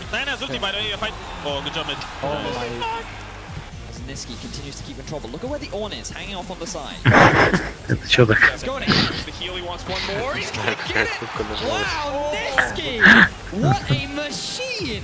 With Xerxes now. There is a 5-man group, the Fnatic Rush, typically known as the Fnatic Rush. Here goes Vitality. Oh, they're gonna block him out. Nisqy potentially now in trouble, gonna try to land the ult flashes in the middle of the team, now looking to fire back. The Tom Kent's there to save the day. Nisqy on the run, but he gets one! Look at him go, Nisqy! Looking for the follow-up, can he make it out? The stun goes down, it will get traded back. Vitality spent everything on a single kill. 1 versus 5, and Nisqy gets 2 kills. We got that. Can you split me? Split me? Off it. I ult. Nisqy had a pretty great series. He really did step up yesterday for Splice rather, for Vitality. They were not expecting that. He stepped on Vitality. He did step That's on. what he did. Okay, I'll get the next bit then. Next, Nisqy's opponent in the mid lane, the rookie of the split, Jizuke, also had some highlight moments, especially on his Taliyah, Italia. Let's take a look at his sick knockback from Game 3.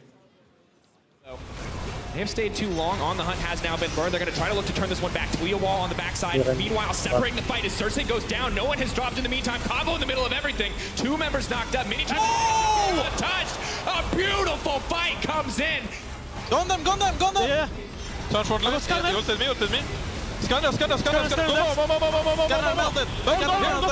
No flash. I got them. Look. Nice! Nice! Nice! That's shot calling in a team fight right there. When you know you've already won it, you just start screaming. And of course, when you have a Taliyah that can do something like that, it's pretty good. Yeah, just celebrating already helps bring home the action.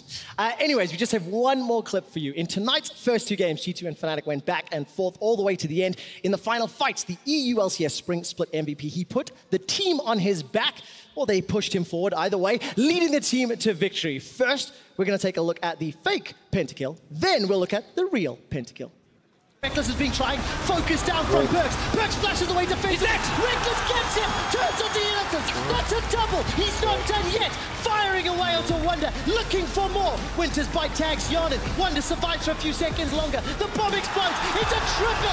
He's going for the penta. Spring Split MVP trying to find more. Doesn't want to go toe to toe. Shot back and forward. He's going to kill him. That's the penta. Going forward. The quadra. The penta kill for Rekkles. That should matter. I put him in. The damage hasn't come out yet. It's a multi-man knockup. Fnatic have got themselves 3. They're looking for a quadra. Not going to find it just yet as Caps is hunting Wunder. Yawnin gets run down, stunned down.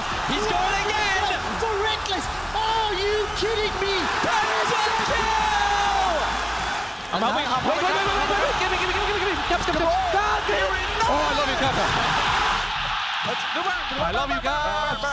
I think I base. I don't want to die. Give me. Rekkles, that was amazing. If there's one thing that I'm going to take away from this weekend is the Nordics are freaking amazing at League of Legends. That's enough from us here. Denmark, thank you so much. Please let me send it to Sjokz and Fnatic. Thank you very much. Of course, I have to talk to the rest of Fnatic as well after that fantastic match and that clean 3-0. And I think that I'm just going to go down the line and ask everyone what it means, because this was absolutely phenomenal. Rekkles, first up this day, couldn't have gone any better for you. You start off with the MVP award. You say that you want the whole team to shine, which happens, but you also get a pentakill. How do you look back on today?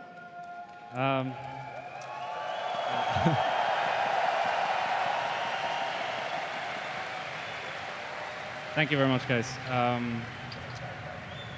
So I was really nervous before today. I didn't think I would be as nervous, but I remember when I stood here during my MVP interview, and I was just really nervous and kind of worried as well. But I felt like we had really good preparation this week, so I thought that we had good chances. At the same time, as long as we kept our mental game just fine. So I thought after game 1, when we were all coming together for the pentakill, that the series was probably going to be ours. So I was really happy about today's results. Yeah, absolutely fantastic. When you talk about being nervous, Bwipo, you get thrown in here. You get to play on this stage with Fnatic. How is it for you, and what does it mean for you to win? Do you feel like you now proved that you're worthy? I think when I came into the series, everybody was saying Wunder was going to beat me, and he was the best European top liner. So it feels really good to prove that that was wrong. I'm better.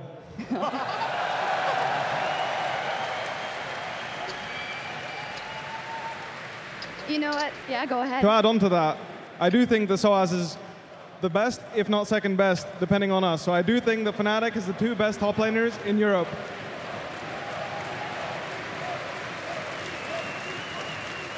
We always say titles are very important. International tournaments, bragging rights are kind of important, but you say, screw that. Bragging rights are important. I gotta say, fantastic job from you as well. Hylissang, I have to go to you first. You spent so many years in the Unicorns of Love, did some fantastic things, but you never were able to push through to that final moment. What does it mean to you personally to finally lift that trophy with this team? Well, for me, that we won today means so much, because I kind of started doubting myself in UIL at one point, that am I like the problem, you know, and living in UIL was a risk for me that I decided to take and join Fnatic. And making a win today for me means so much. And I know now that I'm actually good, you know, and it means so much for me. Well, no doubt about that. You are actually good, and it was fantastic to see you lift that trophy. I do want to go to the coaching staff as well. I thought it was very, very cool that when you guys all lifted the trophy, after that, every single one of you lifted the trophy themselves, got all the cheers from the crowd. Is that kind of the symbolism to say, we are a team, we have done this together? Joey or Dylan, whoever wants to. Like, we've put in so many hours this split. I think we all just spend 10, 12 hours a day at the office, like all 7 of us all together. So we have just been doing everything together for this entire split. So it really means a lot that we can be here together lifting the trophy. And Joey, you did it. You did it. You made a bold move. You left the 4-time EULCS champions because you saw something in this team. So what does it mean to you to make that happen? I mean, the moment I was talking to Fnatic, I knew I wanted to be the first person to win 5 titles and not give that honor to Perkz. So I'm really happy with the move, of course. Fantastic. I want to go a bit more in depth about the series and what do you think makes the difference. First, we have to crown an MVP, a finals MVP, as decided by the wonderful people on Twitter, and that is Rekkles. Congratulations. Thank you. 74% of the votes. So I think you could do better than that. 74 is really not that many percent. No, just kidding. Fantastic job once again. Thank you so much. It feels like you've gotten a lot of accolades already this day. And you didn't die, did you? Well, you know that, obviously, but... Yeah, I mean, like, I know that I'm not a bad player, right? Like, I know I've always been kind of good, but obviously I've gotten a lot better as of late as well. But I don't think that's, like, the end of it either. Like, for example, in 2016, I thought I was just fine, but we were not that great as a team, and then it was almost impossible for me to do anything. So then people just judged me as a bad player. But I think, like, as soon as you get your team together, that's when you can truly shine. And I think, for example, like it was just very clear today because I didn't really have to do much. Like, they just set me up, and yeah, it was kind of easy. Yeah, I mean, what kind of easy? Well, Broxah and Caps, you already got to talk to all of the crowd, but I do want to get your thoughts specifically, Ilya, on the matchup with Caps. That Perkz-Caps matchup was the most anticipated one of the entire finals. How do you think you did? Pretty good. Let me ask it differently. Do you think Perkz felt like he was at an international tournament? I mean, it depends on the game, because game 1 we were playing Karma, and it's hard to get a lead with Karma, but yeah, definitely the game 2 felt really good. I think that in this moment, without, there was a lot of back and forth talk and then a bit of trash talk here and there, but I think in this moment we also have to recognize that you guys were stronger than G2, but they still put up a hell of a fight, because a 3-0 doesn't, for me, paint the picture accurately, Caps. The games were a lot closer, and the early games were definitely not that straightforward for you guys. Yeah, I mean, we definitely made a lot of mistakes. We took a lot of bad fights early game. I guess the level 1 cheese kind of made the game difficult, but game 1 and 2 we took a few bad fights. But I think the fact that even when we take these kind of fights, we can still bounce back, kind of proves what I think I even said before the final, which was, if we get a lead, we will end the game. But during the regular season, G2 hadn't shown that. Like, if they didn't get a lead, they wouldn't close out the game. And again, in this series, we see that they were just not able to close it out. For Perkz, this was a very important day, and for the rest of G2, is there anything you want to say to him in the end as the worthy opponent that he was? Better luck next split.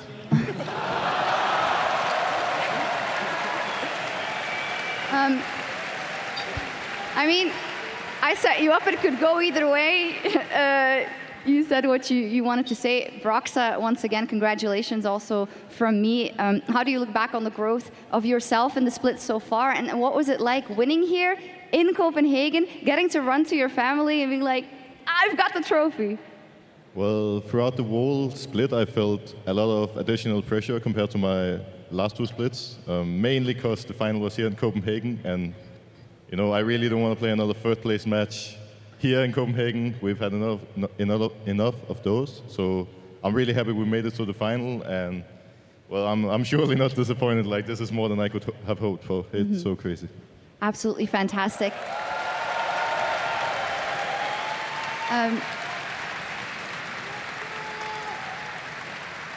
Now, we have to be honest here, and if we look at the entire postseason, you guys have played out of your mind. You were very dominating. Is it safe to say that, do you feel like you've dominated the entire split and the postseason? Or was there a definite shift somewhere throughout the shift, where the split rather, where you guys really found your synergy? I don't know who'd like to jump in. No one. Okay. Coaching staff, hello. Coaching staff. I'll take one for the team, you know. I think in the start of split we struggled a lot, and we were drafting as if we were a really good team.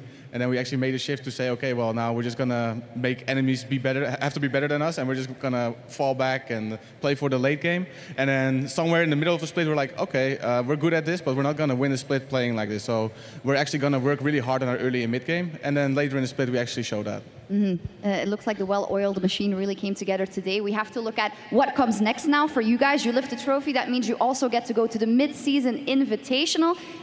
Most of you have never been there, I think, outside of Joey and Dylan, possibly, right? So that is a huge event that is coming up very, very soon. You guys have a couple of weeks to prep, but what are the goals there? What are you looking for going to MSI? Caps, maybe? I definitely hope we can get revenge, because last time we went at Worlds, we got really beat up by both Korea and China. So we definitely want to get a revenge there. Obviously, beating NA again would be nice. And other than that, I just hope we have a strong performance. Anyone else? For some of you, it's another chance to do well on the international stage. Broxah, Rekkles, you guys just at Worlds, as talked about, did well, had a good run in the end, but you weren't happy with yourselves, Broxah. So how far do you think you can go? I think it's really hard to say generally how far we can go coming into international tournaments. It was the same at Worlds. Like, we all hoped we could go far, but in reality, you never really know. And I think comparing ourselves to regions like NA, Taiwan, maybe even China, I think we're in a really good spot. But obviously, taking down the Koreans is not an easy task. But I definitely think it's fair to go for semifinals, finals for us. Yeah, that would be a good goal. Does the coaching staff agree? Joey, I think, made second at MSI last year, so I don't think we want to disappoint him. Well, Joey, you came very close. I mean, now you just got to win, right? I mean, I want to do two things. One is make the final again, and the second thing is kick NA out of groups again. Okay. No punches spared there. Bwipo, you now said, well, I'm better than Wonder. I've showed that today. Now you're going into a competition, possibly. Obviously, we don't know exactly what the situation is going to be. But when or if you get to play at MSI, how do you go into something like that with top laners where, again, everyone will say, he's a wild card, he's a liability? Right. For me, what's really important is that I get to prove that I can do what I can do. That I can win and the team can trust me. That I can play the tank, I can play the carry, no matter what I'm playing, I can compete with the best. And getting the opportunity to play against all these international top laners that are at the highest level will be able to give me that satisfaction. And in case that goes wrong, I know I can work harder, because I'm 100% confident that I can at least compete with them, if not beat them. There we go, a lot of confidence. Rekkles and Hylissang, same question. You guys have now played together for a split. There were some synergy issues in the beginning. You guys talked openly about that. Now it seems pretty much fixed. Hilly, how do you think you guys can go up against international bottom lanes? Well, it's hard for me to say because I've never played against a really good bot lane. And yeah, like I don't think, like honestly, I don't think Europe has a really good bot lane. And even me and Martin are still struggling in some lanes that we shouldn't. So I think if me and Martin keep working like we are doing right now, we can perform really well against really good bot lanes. So yeah, I'm looking forward to them. Martin, what's your aspiration when you come from the European stage and you get 2 pentakills in the final and you make everything look easy? How do you go from that to a very difficult playing field at MSI? Well, the plan is to go to Korea in bootcamp, and I guess if that's not enough, then I'm not really sure what I can do to make it to be enough. But I think we're gonna try hard, like really hard for MSI, because it's my first one, and I've been around forever. So I don't think I'll get many more chances in my career. So I would really like to make a mark, because I feel like I've already kind of done that in every other tournament there is. But MSI is something I've never attended, unless you count All-Stars 2014. So I would really like to go there and just like dominate some other regions that talk too much. I love, by the way, how everyone in the crowd here is hanging on your every word. Anyone who says anything, the crowd is very happy to hear you guys talk about your victory. Before we continue, maybe this is the time to have someone just thank the Fnatic fans across the world. They were plenty here, and they're always plenty around the world. I don't know who wants to speak to them. I'd like to thank the Fnatic fans for receiving me very well.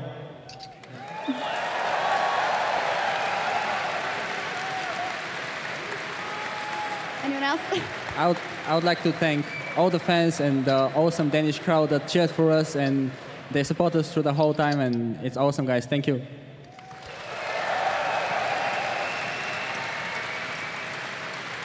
Well, now finally, I want to look ahead just a little bit and maybe also spare some words for the other teams that didn't make it to lifting the trophy. There can be only one. First up, if you guys look as a team, do you guys feel like you've now turned a page and this is the start of a Fnatic era? Is this now the turnaround? This victory, possibly MSI, summer split. How confident are you looking towards the future, Broxah? I think we've made some really good changes coming into this split, and I think a lot of the things that we were doing poorly last split has been improved a lot for this one. So I'm pretty confident coming into the next split, and I think after playing at MSI, we're only going to be better. So I'm sure that we can look to get another trophy next split. From the coaching staff, if there's one thing you want to work on in summer, what would it be? I don't think, well, at least for MSI, I don't think such a late game focused strategy probably is going to be optimal, especially against top Korean teams who are really good at closing the game. So that's probably something we should be working on. Yeah, we'll see. I don't think there is that much left to say. You guys lifted the trophy. You guys did it. I'd like to just extend the word to you guys for now. Maybe Caps first. Final words. Can you sum up this whole experience for you here in Denmark?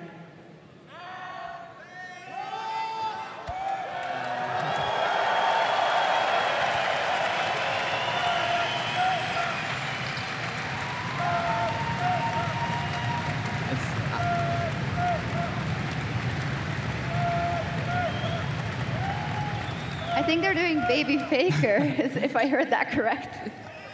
Honestly, I just really didn't want to lose. I know there's a lot of my family here and a lot of my friends here, and also all of Denmark. So all of Denmark. we're not that big of a country, so so I really didn't want to lose, and I hadn't even thought about winning. I just really, really want to avoid losing, and since we did that, I'm just really happy.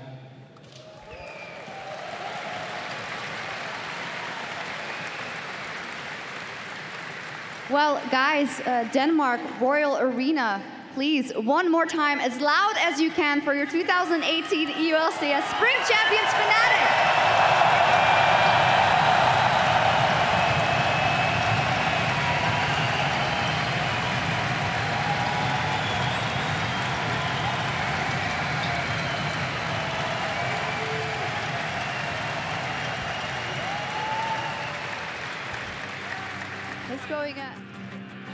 Ты слышал новость, да? Вот. К нам еще, оказывается, сюда в Курган уезжают, еще девушек находят. У нас, по-моему, все из Кургана валят, к нам, оказывается, едут. Ну-ка, сейчас узнаем, откуда едут нам. Надо считать нас, наш число из ЕКБ прикинуть. Дурак.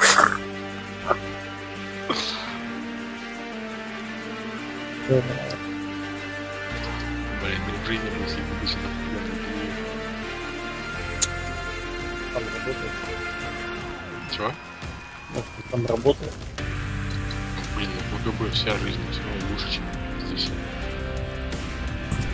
Не знаю. Так а чё, тут и работа, и, блин, вообще развлечения.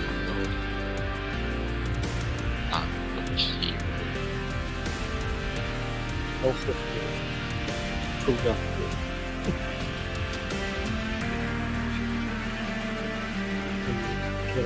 Маленький город Каменск-Уральск. 60 тысяч недель.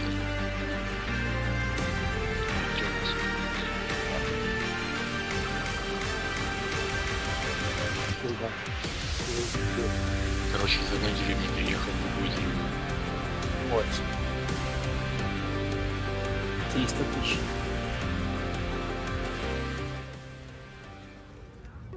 The whole of Europe is rebuilding as we have 36 roster changes, which is the most in EULCS history. We are used to these roster changes in Europe, but this many is still kind of crazy, and it makes it very hard to predict who's actually the best.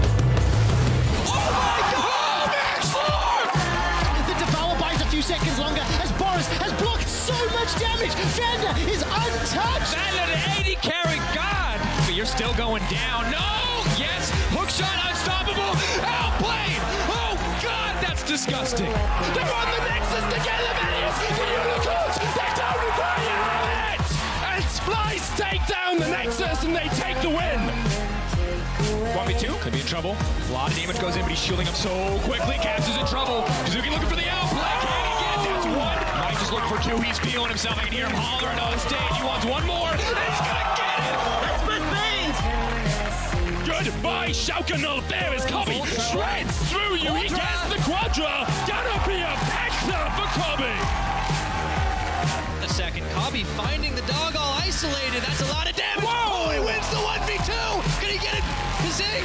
He's thinking it's a double kill. Still alive.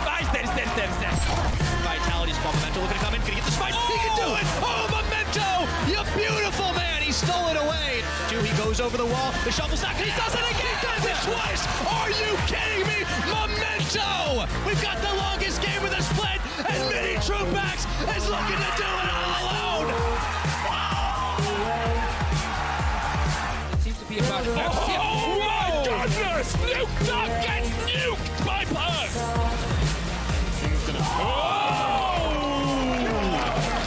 Be dead by the time they get there. They're pinging him, but they can't get it. Oh! What? Opened up on this spraying paper. Odo's going to try and turn it back around. Hexay Ultimatum comes down and Steelback's down. Odo looking for the 2v1 outplay. Can he jump onto Ruin as well? The cannon barrage, the jump, the Odo get dumped. That was a fantastic outplay from Odo. We have to talk about the Deficio faces in the crowd. There's actually a bus of about 60 fans that drove all the way from Denmark to attend the show. Good afternoon, everyone. I'm Martin Deficio Lunga, joined by Martin Deficio Lunga, Pulsar, Denmark, Copenhagen, all those good things. Jankos, before we get started, I have a little gift for you. I bought a Valentine's Day card. There you go. So much. Thank you. It's beautiful. They also call me the first love king. Yeah. Fine, and here we go. Looking for selfie redemption, but I don't know if H2K will be redeemed. The Emperor's Divide divides absolutely nothing, and it's a shutdown. Reckless! Holy shit. Sorry, I was going with Thunder. And he's not going to get taken down quite yet. Sheriff wants to redeem himself. Selfie pushing in. Ruin going to get down. It's traded. Targums wants to bring it home. I don't know if he can. Are you kidding me? Who is going to end the game? Targums wants to bring it in. Ruin goes down. What is this? Oh my God, H2K, that is beautiful! Oh, winning this fight, but nobody's down yet. The Sleepy Trouble Bubble catches one. It's a trade so far. It's a triple kill for Alphari. Hylissang is behind. Hylissang's trying to pull a Mickey, trying to disengage this fight. Mickey jumps in. Mickey steals the Baron somehow! I am joined by not only the greatest support in the world, but also far and away the best looking support in the world. It is, of course, Kazing. The crowd agrees as well. I'm sorry for crashing this, but I just wanted to thank you for saving my life at the end. Thank you. Did he just kiss me? I think he did. Over the next 3 weeks, the best in Europe will fight to lift the trophy in the Royal Arena in Copenhagen, starting with tonight's quarterfinal between Splice and Roccat. Down and the health bars are melting here. Kobbe's going to start it off by taking down Profit. Down goes the Anivia. They have broken the backs of Team Roccat. Splice obliterate Roccat. They cement their dominance over the opposition, and they're on their way to the semi-final. Bringing it in. Now Attack goes back, cast it into the middle of the fight. This is exactly what they wanted. Mini Truebax remains untouched, but Spinny J is just so tanky. Decimating smashes too. The reset is exactly. That's an ace. The Quadra, baby. Aaron wants to run it down. Can he get it? Gilius, this is your chance for redemption. Who's going to get it in the end? Who's going to get the spike? Gilius brings it home. They're cheering on the stage, and 3 rookies, the lineup of Vitality, prove themselves worthy of the top 4. Tonight we will kick off the semi-finals. In the end, I think we got the 4 best teams fighting each other, and I don't think we can ask for anything more. Look at the death timers on G2. Oh, Kazing! But after the suppression comes out, it's only on to Nisqy though. Janko's still alive. Nisqy somehow still alive. But Yarden, the carry on the backline, takes out 2. The Baron goes, but Kome is dead. 1, 2, 3, 4. It's a curtain call for Splyce. The G2 dynasty continues as they make their 5th final in a row. Big kill here from Mini TruePack. Vitality fans yelling and screaming. Reckless, how did you do that? It's going to be secured shortly. Flash over. It's not going to be secured. Broxah wins the smite fight. Vitality are getting wrecked. And for the first time in 2 years, Fnatic advance to the finals. What are you going to do to Perkz in Copenhagen? I'm going to smash him so hard that he's going to think that it's an international tournament. No TP on support from the rest of GG. Oh, Caps! He just solo killed Perkz! Perkz flashes away to face. Reckless gets him. Turns on the Electus. Going forward. The Quadra. The pentakill for Reckless. Which hasn't come out yet. Eduardo man knockup. Fnatic have got themselves 3. Johnny gets run down, stunned out. He's going again. For Reckless. Are you kidding me? That is a kill! Put your hands together for your 2018 Spring Split champions.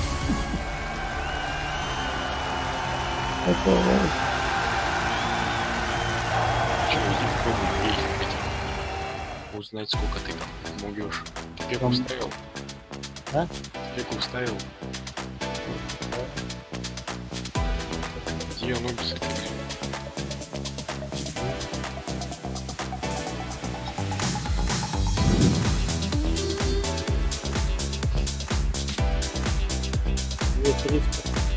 Сколько? Да быть такого не может. Ты чё? Где сколько хп?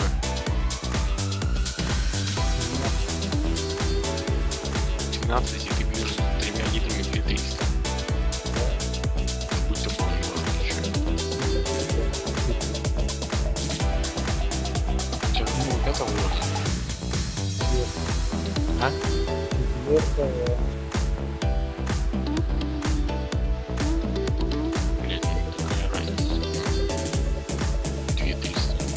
Я даже это...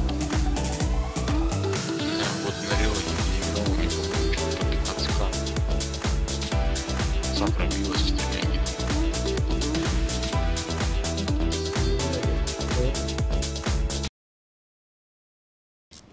There's a guy near me, but I don't know where he went.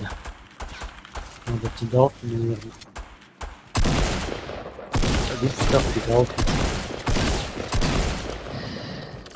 Oh, shotties. Oh, shot it too high, dude. Shot it too high, don't know about it.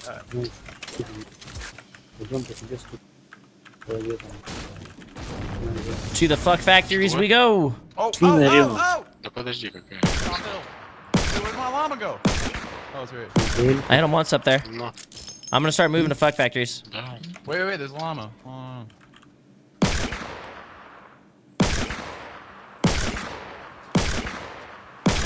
I hit those guys pretty hard up there with the mag. They're not liking it.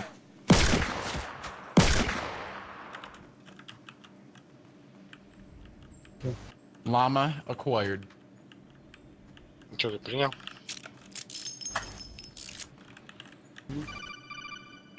Пиши инвайт. А, все написал? Да. Ну, убей. Ты силен. Типа сумку, ты сними сумку. Мне ее не снять. Alright, we're good. I'm coming. Ну-ка, подожди. Oh, they jumped down? Oh,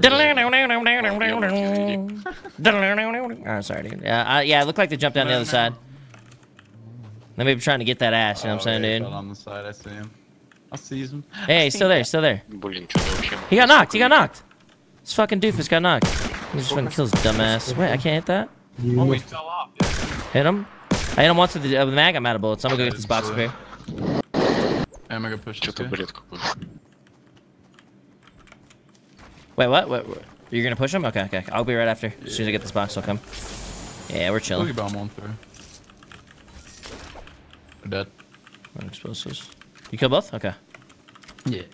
They got down from somewhere, no? So I just boogied him. I think he fell to his death. That's why I was like, can he just like jump off the front? I think he fell to his death. Because you saw him like jump. Gotcha. Yeah, I saw him like fall like real quick. Yeah. He probably fell down. He's like, I have no materials. He just falls in. I got jelly for you. I got jelly for you. Oh hell yeah, brother! Let me just get the salmon real quick. Did I just find another jelly? You found a kegger? Okay, oh yeah, I see guys on me. Yeah, 165, 150 from where we are right now. I'm gonna come to.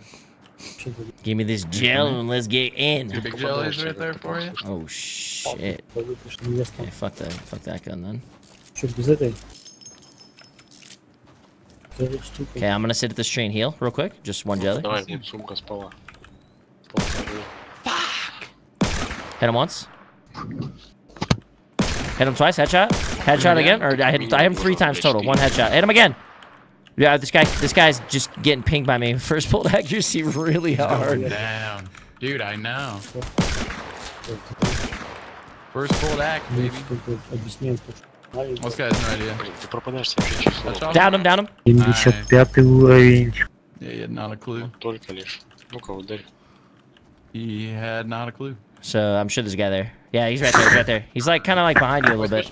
Yeah. Hit him once. He's got no shield. He's boxing on the bottom. Hit him again. He's super boxing under his own stairs. He tries to put himself in a box, but he's like under his own set of stairs, and he just doesn't know what to do. He was just lost. He's like, "Fuck, dude. What do I do now? What do I do now? What do I do now?" Fucking edit out that bitch. This fool got 1 magged. Where did he crawl to? Or Jerry loot him? Right here. In here. He's in here. Yeah, let's grab this shit. Okay. What are your mats looking like? 60 or 50 and 40. Bad. Okay, I'm just gonna farm though. No. Let me just split half mine. Okay. Cause I got a llama, so I just got mats. Oh, that's right. Just give me the wood. Just give me the wood. That's all I want. Oh. I don't give a shit about the other stuff. Perfect. Oh, whoa! Where? Yeah, he's in the top window. He's in the top window. Okay. Keep fucking misplacing my shit.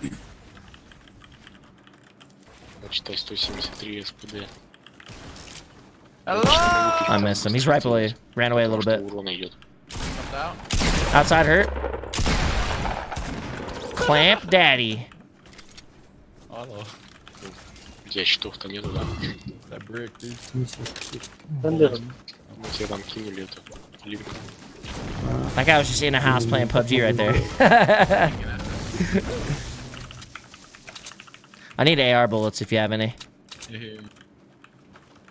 Thank you, sir. Alright, yeah, we're chilling now. I'm chilling now. I'm in good shape. Yeah.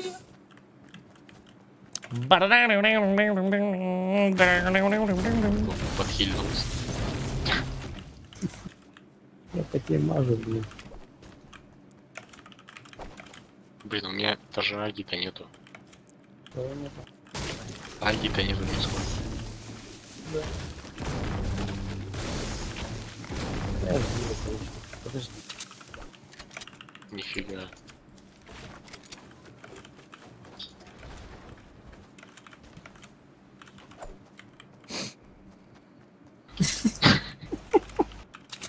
You have any sniper bullets? Что-то там 30 Anyone got the sniper bullets? Это с МВП пушки. Excellent, 1 shot. Hey, we're in there then. I got the heavy shotgun now too. Ooh. Чего говоришь? Тара, райд.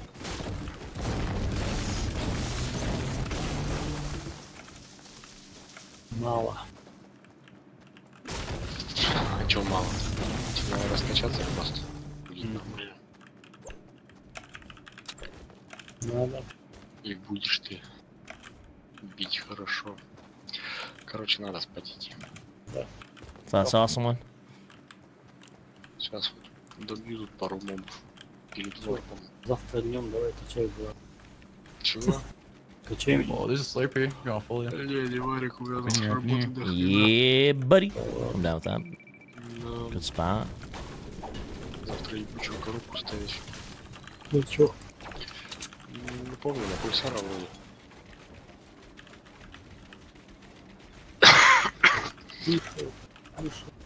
Потом после пульсара коврюха тоже с коробкой. Вообще эта неделя вся с коробками будет, блядь. I got this new Twitch sweater that I'm like really liking right now. Oh shit. It's not like a new one, but it's like I think it's one I got from like last year's TwitchCon. Oh yeah. And wait, the reversible one? I think it's the reversible one, yeah. Yeah, that was TwitchCon. Yeah. Not last year, 2 years ago. It was 2016. Oh really? It was 2016? I don't know. Yeah, because I remember Crow got one. That's the one I went to with Crow. Oh, I see the guy. Давай пока. You went to one with Crow? My Well, like, God, that would've been kind of weird, huh? Well, like actually. Is he as wild in real life as he is on Twitch? Oh, not the Cronovi, bro. Not the spaz, dude. Oh, Cronovi. Yeah. I was like sitting here thinking like, damn, man, you hung out with Crow? Not Crow, bro. He's hoarded like 1 million hookers, or? Yeah, bro. We hit up Linda, bro. Just fucking.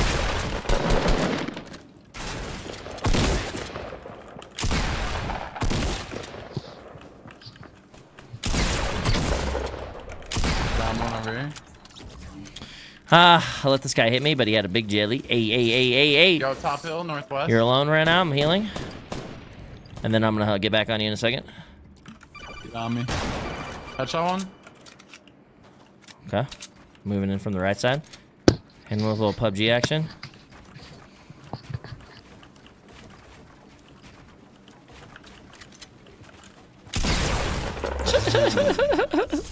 That fucking poor guy just bink done. That poor fucking guy.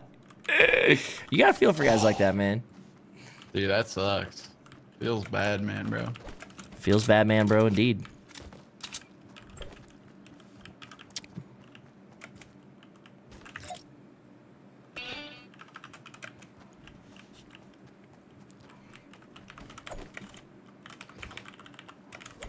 Oh, a little purple vending machine. Oh, it's got a what's jump in pad in it, bro. Ooh, we have a jump pad right now too, so just keep that in mind before you blow shit on it. I think I'm gonna blow my shit on it anyway. All right, I'm just gonna fuck it, dude. All right, how much? What's it take? What's it taking? Like metal? 400 steel. So, yeah, fuck it, dude. Metal. You're not gonna use that shit anyways, in my opinion. Steel's all fine and dandy and everything, but it's kind of situational. It's camping shit, you know. Oh, we don't do that camping shit, you know what I'm saying? I should have checked them first, dude. I'm gonna launch pad over to you. We got plenty now. I'm gonna launch pad over you and grab that launch pad. I'll prep the next launch pad.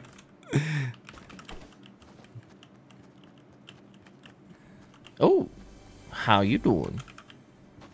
You got the mini jellies for me today, man? No? Okay, man. Okay, man. Whatever you say, dude.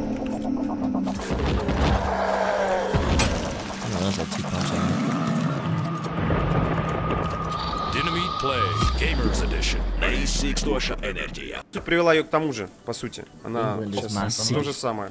Ничем почти не отличается. Единственное, что здесь хотя бы все-таки, да, я соглашусь, здесь побольше все-таки вариаций разного, что ты можешь поделать. Да, так, а я в Архитектуре играл, когда топ-ухи в Казире делали, сейчас на новый сервак, думаю сходить. Ну, сходи, на самом деле очень интересно, что будет в этом новом серваке.